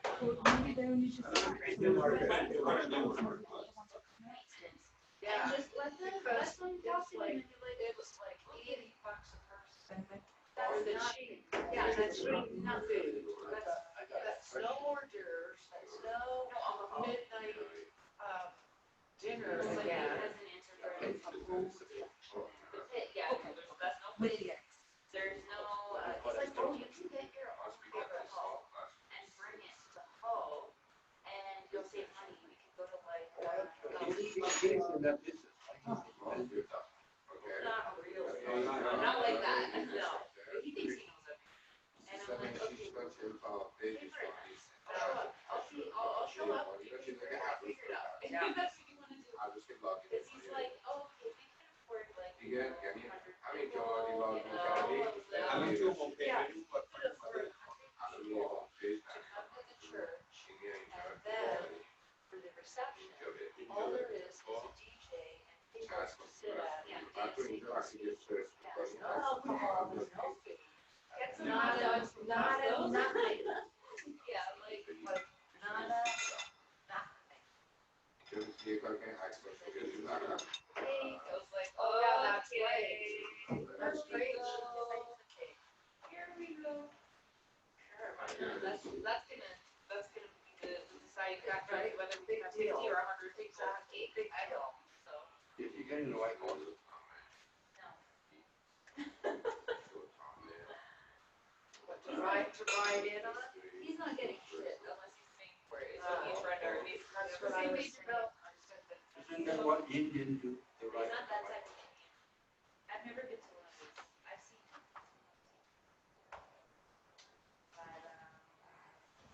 But, I mean, that's it, you said it. You I should don't even think about it. Yeah, I'm gonna say. I'm being Okay. stretched thin I've been here, done like, some shit. Well, and the, Find yourself somewhere, get it on the trade.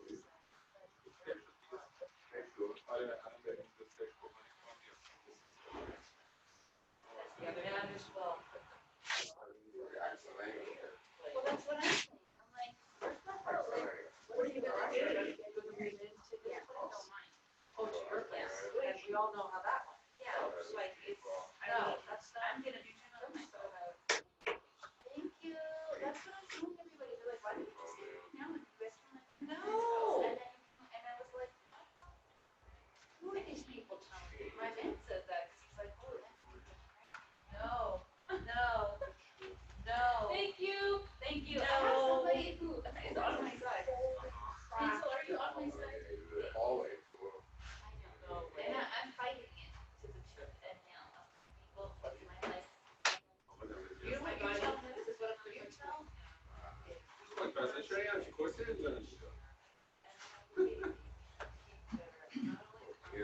just pay the 30.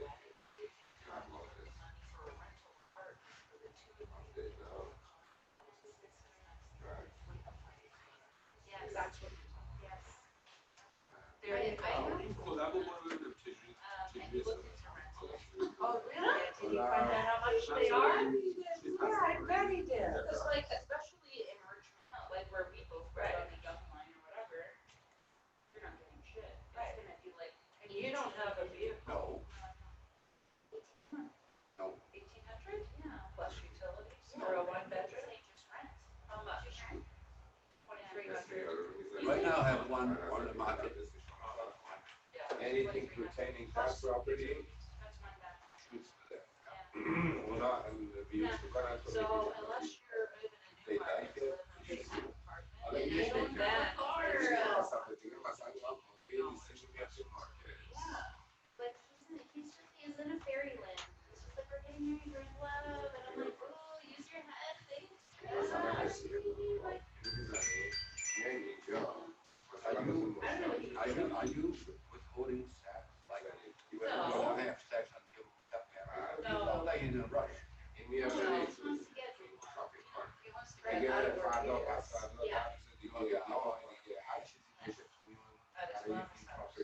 You realize that you just because of get our then you get out, get the money out. No, he's not, but still, it's not by the time of this week. Yeah, it's actually his sister's house. Yeah. Yeah, it's actually. The his boys are like sister. gold. Yeah, no, he is a golden egg, man, but this is his sister. Basically, with your car, right here. Do you realize that you're not marrying the guy?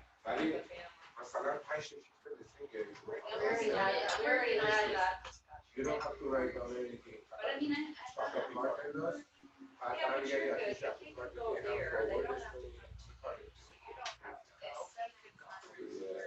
So Separar. Right, or to live with us. Makes Not it live with important. you, but if he's missing his mom or she's missing her boy, you You can go, get- you don't have I to. don't know. Why do they wanna go in? I didn't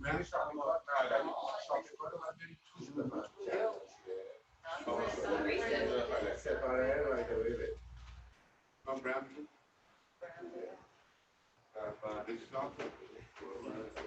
Richmond Hills, I told you. maybe we'll move in with you and Yeah. sell it. Excellent. Where are you? Newmarket, Market, yes. But he's on the rich side. You don't have.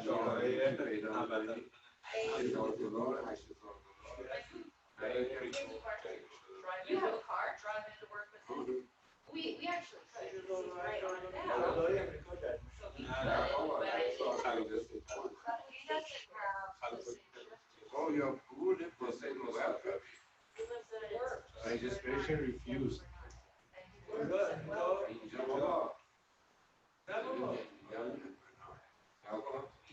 License if you get it. The townhouses. License is not. I mean, hasn't he? You can't find so much. So what's happening? Olive oil, eggs, and nobody ate it. Oh, we already finished our one. You already finished? Sabrina, yeah, I was like, It's 22. I have touch without you, you know, because I go back to work before you. oh, true. Okay, Okay. that's a good reason. Some, I need to find out more about the rental property that we have, so I have to address that. Okay? A client of mine, put all, over the bush next Monday, and turn to tonight. It's like, you know, you're already. And then a client of mine, Yes, you can sit, not that a he's buyer, urgency. they holding the date, and they would like me to pick up a deed, with me, I gotta take care of that. What? Wait, don't be- So why do you pick it up? They don't pick it up? They want me to, because Because they paid Why them do you- commission and they want their money's worth. Hey, why do you have a pink color? Do you have to ask that question? I love, I thought I love Maybe paint. this- Yeah, because of the, also this is like the Hey, term. how long have you known me now? 5:38. I know you for about 20 years. or 15. Yeah. That's it? So how do I know you like paint? I love paint. I always wear paint. Not today. I only see Angelo. Angelo? Yeah, he does wear pink. Marco wears pink sometimes, yeah. What about mowers? Mowers takes a real man to wear. It does. Yeah, tomorrow I gotta Okay, wear wear pink. pink. I like it when guys wear pink. But It is a nice color. I like it. I love pink. My best color is white. No, that's my enemy. Really? Why? Because Your it's, hair. I know, but spill wise. Oh, no, you have to be very certain. Every time I buy a brand new pair of white pants, I'll go and sit. Oh, white pants are done. Yeah, you can't wear Or white I pants. spill something on it and the whole. No, it's never coming out. Done. Especially white pants. Yeah. White. I don't know how that white dress is still so white. It is Well, like, man, Chris with that has on. nice. yeah, I know, and when you wear it, you're like, I don't And I have a know. white And now you're doing that as a show. You're not showing it. No, no. I have some That's I eating show your up. salad. I have some I show up set. So the reason I have pink is everything because I have a nice. How many Indians? Yeah. You know what? Pink ones, it makes you weird. But you have a little. What are you doing? Where?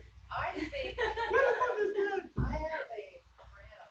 Everything is here. I wanna see it in brown. Brown, She pink, really would, because the tan. yeah, Yeah. it pops. I could kind of see that. If you have a little, see, 'cause you guys are all olive. You have some. Yeah, like, nothing's gonna pop on me. That's why I wear black. It's pop. So like, I'm keeping it all this. Do I look like an old? yeah. Like you have a goldeny olive. Yeah. No, it's Like you're not what? See, look at this. Yeah. No olive. Yeah. Yeah, that's your light. It's beautiful. Yeah. So like in the, No, it's still on all that. no, in the winter, we're still not. I know. Yes, Yeah. but you'll never Because see this he made it because our kid makes Have a good little. the base. Base. Base. I have no base.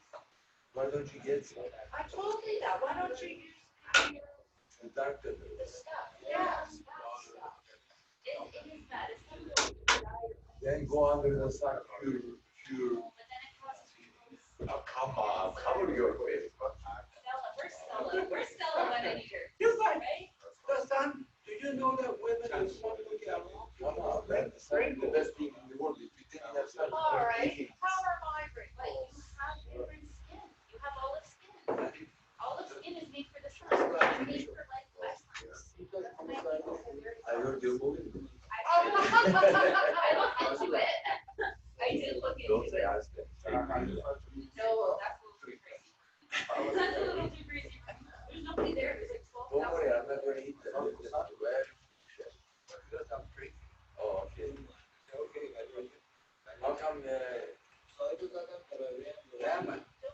Don't worry, I'm getting her. The women been telling me, lemon and stainless steel don't get along. As long as the exit door doesn't. Lemon and what? Why is that shit put acid? I can give you a complex. Yes, because it has, it is, You know, it can corrode it, Start corroding. but it also gives off a flavor. flavor And to, it's- yeah, it's- it's the same as Nah. never, ever put mayonnaise in still cold. Oh, really? Because of the reaction. You see that, but the one you Yeah, tell like me this every is what day. makes you full. I'm almost there Or every just day. your steel balls. like Unless if I you play make ball. salad or something. You have to say that, show up. They're all the Say, unless I am busy, get on the microphone, those golf. Don't say it, golf, you're showing nothing. If I need, So I like need, if you, if I don't, I'm playing golf. if you mix it in it, You and know, you put it in I'm a. bored, I need to go to the house. But a lot of people, they get the bowl, and I grab it. I know, I'm sure. I didn't want to show. Yeah, we don't have like still mixing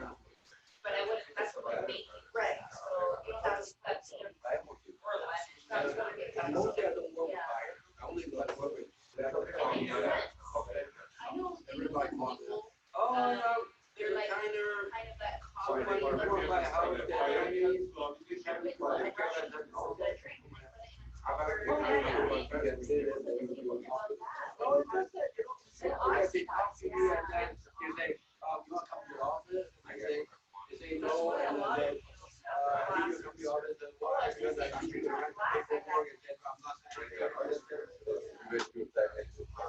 is the point of it if you're just gonna pass it? Yeah. They have their friends who are there. Yeah, but it's money more than the price. They find a mistake and then they go to the around the house, you give me half the money, I go, and I decide to buy it. That's just straight up killing yourself every day. That's why we only have one. Well, they didn't know. It's like, forget it. You know, it happened, right? I go in there, pick them up. Now, this is the, I'm not saying, okay, we're not saying, I buy. And then they went for it, Say it, but I don't.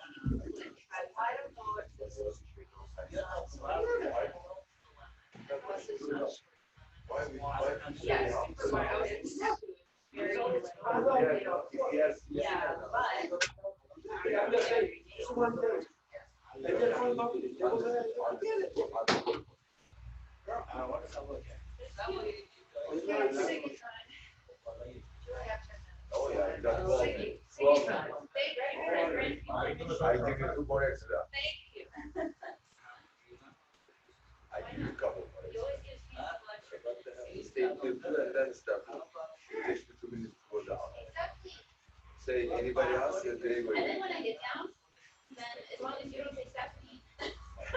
I've been waiting for you. If I go before you. Yeah, you take the elevator and I take the stairs. Anybody else? You say, talk to my name, Gregory. Sorry. With my name, there is. So do you do anything special on your birthday? I did, a lot of it. First of all, my birthday is exactly the day that I know, which is true. When I went to have it, Greg, my oldest daughter did.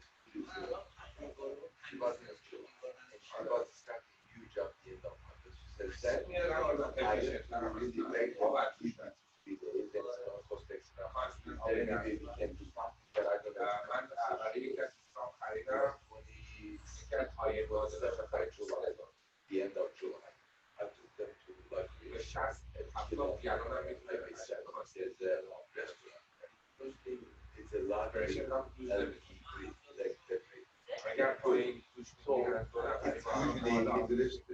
it has others. No, kid and then next up. I will sell it. There's a long way. You go there. You go 10, 12, 50 kids and stuff. They will do some nights over. Yeah, they're very nice. Yeah. So we were there, the whole family, 10 of us, plus we did the birthday celebration. I got my from all of them. Okay, another watch, another dog. So I got my gift and stuff. So it was all done. But because it's the real thing is Tuesday, my son and my daughter said, we are not going to leave you alone. I said, no, I don't want it. But they were at work. So night time, my daughter called. I said, Dad, I have a small Greg Jr. Do you know how to be able to? I go there. And then my son said, well, if you went there, you got to do it. I said, if they came, tell them, I have to watch it. Then it's a Monday. So Monday, I went and put my son for another. Yesterday, my wife comes out. Not pressure, lost very. That's have pressure, lost very. I've been with her 48 years. I mean, I know when someone 48 years after lying to the husband or telling the truth. I said, why do you rush? She was rushing. And we have to get my son's house 6:30 because they go to I said, before Gregory, I said, tomorrow we are all day home. No, I better work out. I said, there is something. And she came home, yeah, she couldn't find the other pair. I know about the hundred. I said, what's it? Why you should I put it together? I didn't. You go to my son. They were gonna come back in an hour, they come back in 2 hours, so my wife is wondering, where are they, and I had another signal. She said, it's okay, take your time, do whatever, she's rushing, at the end, they come around 9 o'clock, and, I'm watching TV, sat down already, sleeping. My son said, okay, you guys can go now. I said, my son is ready, I can go now. She never said that, I can stay something. But I was still dummy. Something is up, but I was still dummy. Anyway, we come home, I said, let's go. I will do something. I said, no, let's go home. Okay. I was just about to change, about 5 minutes. All of a sudden, I hear this big bang on the door. But it's scary. Bang, bang, bang, bang. Either somebody is having heart attack, they throw my lights on, they said this will go in house and cut us. Or somebody with a machine gun, God, it's coming, give me your money, shut up, and then few seconds, she's in the bedroom, I'm in the kitchen. I don't want to leave her alone in the bedroom and run out. I said, how am I going to get her? In case there's somebody coming to get her. If I want to run out, but there are crazy people. Where do you live? In Narura, it's a nice neighborhood, but why? Listen, there's no you never know what I'm doing. Maybe one of your friends playing golf and he got crazy, he just gave me a week. And I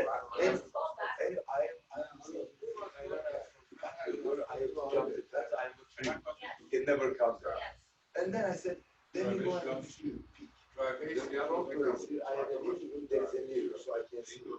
I see my friends, they are all very big ballroom.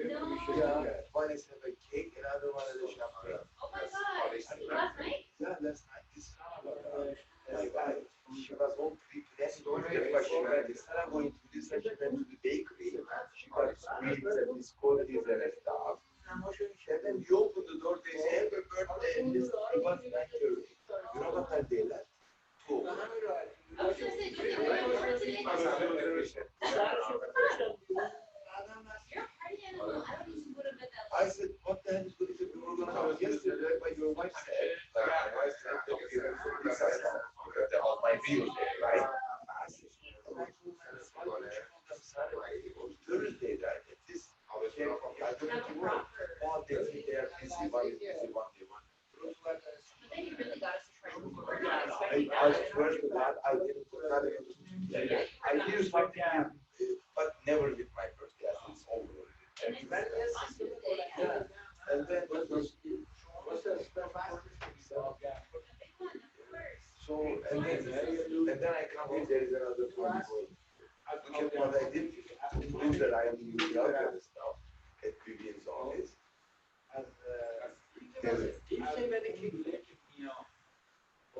Oh. Thinking about oh my God. I can verify this suit and stuff. Look what's happening. Look now, but we check it with imagine I pulled in. I was still doing it. Oh my God. Vivian said that's enough, you're gonna have a heart attack. I said, no, I can go to sleep for it, but I'm afraid. I touched the cake till it's through. I can't. And I was like this, with this shoes, I mean, look at it. You're gonna have short, and I'm with this. Because Justin joked, he said 70, I said probably you can run only a kilometer and tired. I said, what? I can go jogging. I said, 10 kilometers. Yeah, I said, prove it. I said, okay, then that's the time I start doing it. He said, that's enough, Greg, I believe you. So all this is happening last night. We had the tea with the biscotti and stuff, and then there was about 12-ish. How many people? 3 couples. My son and yeah, another couple should have made it. Then at 12 o'clock, 12, they cut the cake and the champagne. It was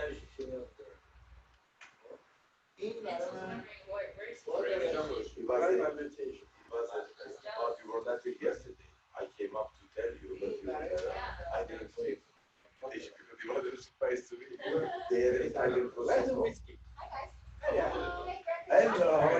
Thank you, thank you. I got a email yesterday. Yeah, it was all surprises every day. It's like an Indian wedding. You get married around the fire every for 10 years. I love it. You turn that out the fire. Oh my goodness. Yeah. But it was all good. Now it's all over. I am 70 plus 2. 70 plus 2 days. But you still feel 69. I am okay. 68, 75, whatever. It's only a number. Whatever. What do you mean, like? Still a number. 60? That's what he said. I calculate like day before yesterday. But if you say you feel 69 or you feel like 69, I feel like he has a dirty mind. Hey, because his eyes are shiny. You see, when he is dirty, the eyes are shiny. Because I'm old. When somebody's eyes get shiny like a cat, That he's means run thinking away. bad. Run the other way. Bad. He's gonna attack. Most of the time is like that. Yeah. That's why I don't look at your eyes most of the time because you're, The other way. you know, you always have something devilish. Yeah.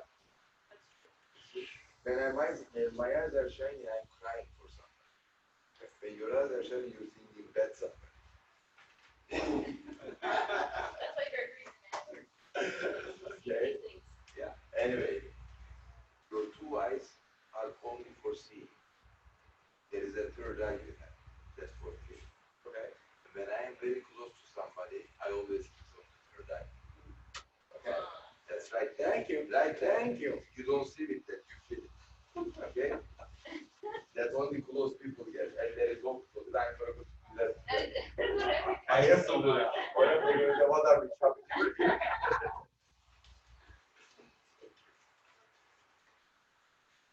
Thank you, sir.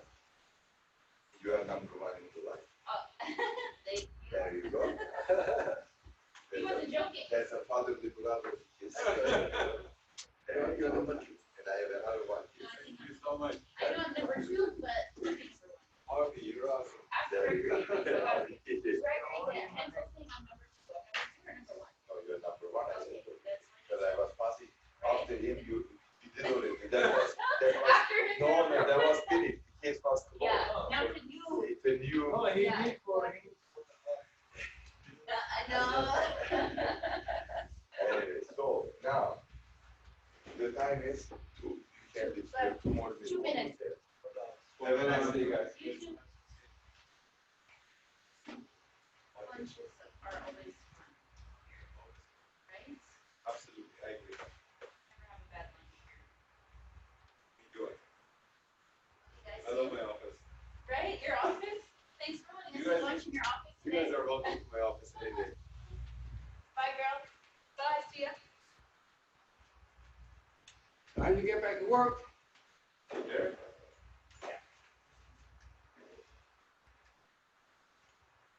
Money in the kingdom.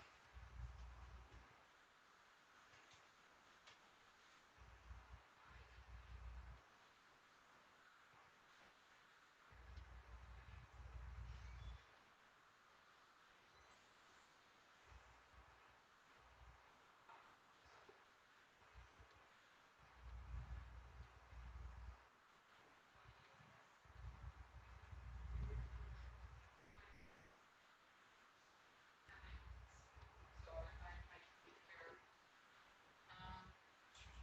sorry, whatever you want, wherever, whatever.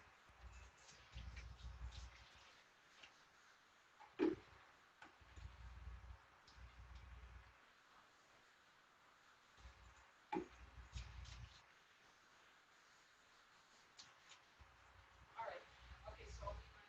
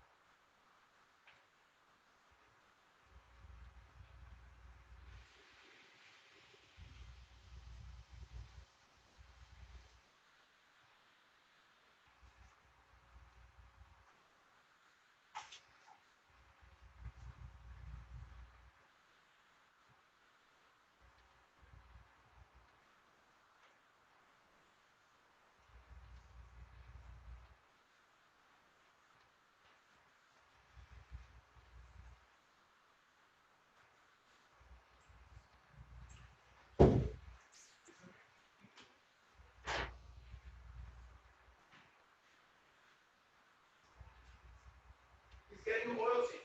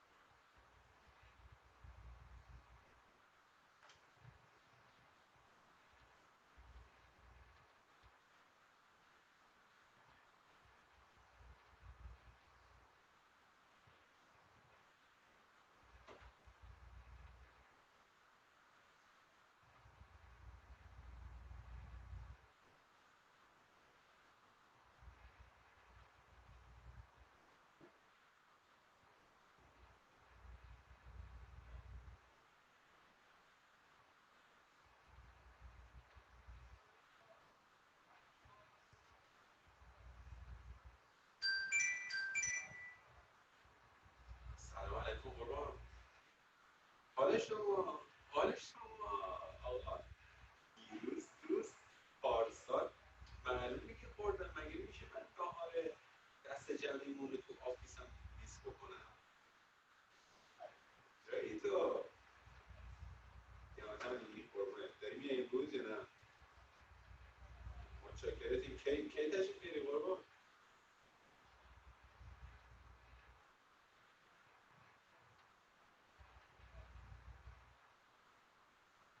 آره چون من یه جورایی باید مثلا تا ساعت 6 رو اینا کارم تموم شه خوبه تا 6 رو اینطورا بریم دنیا کنیم بعدش کار کنیم اوکیه باشه باشه همه شکر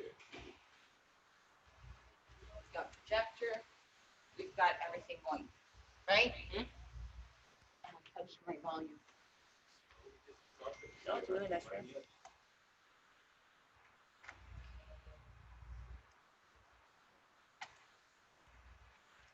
You got the cameras going.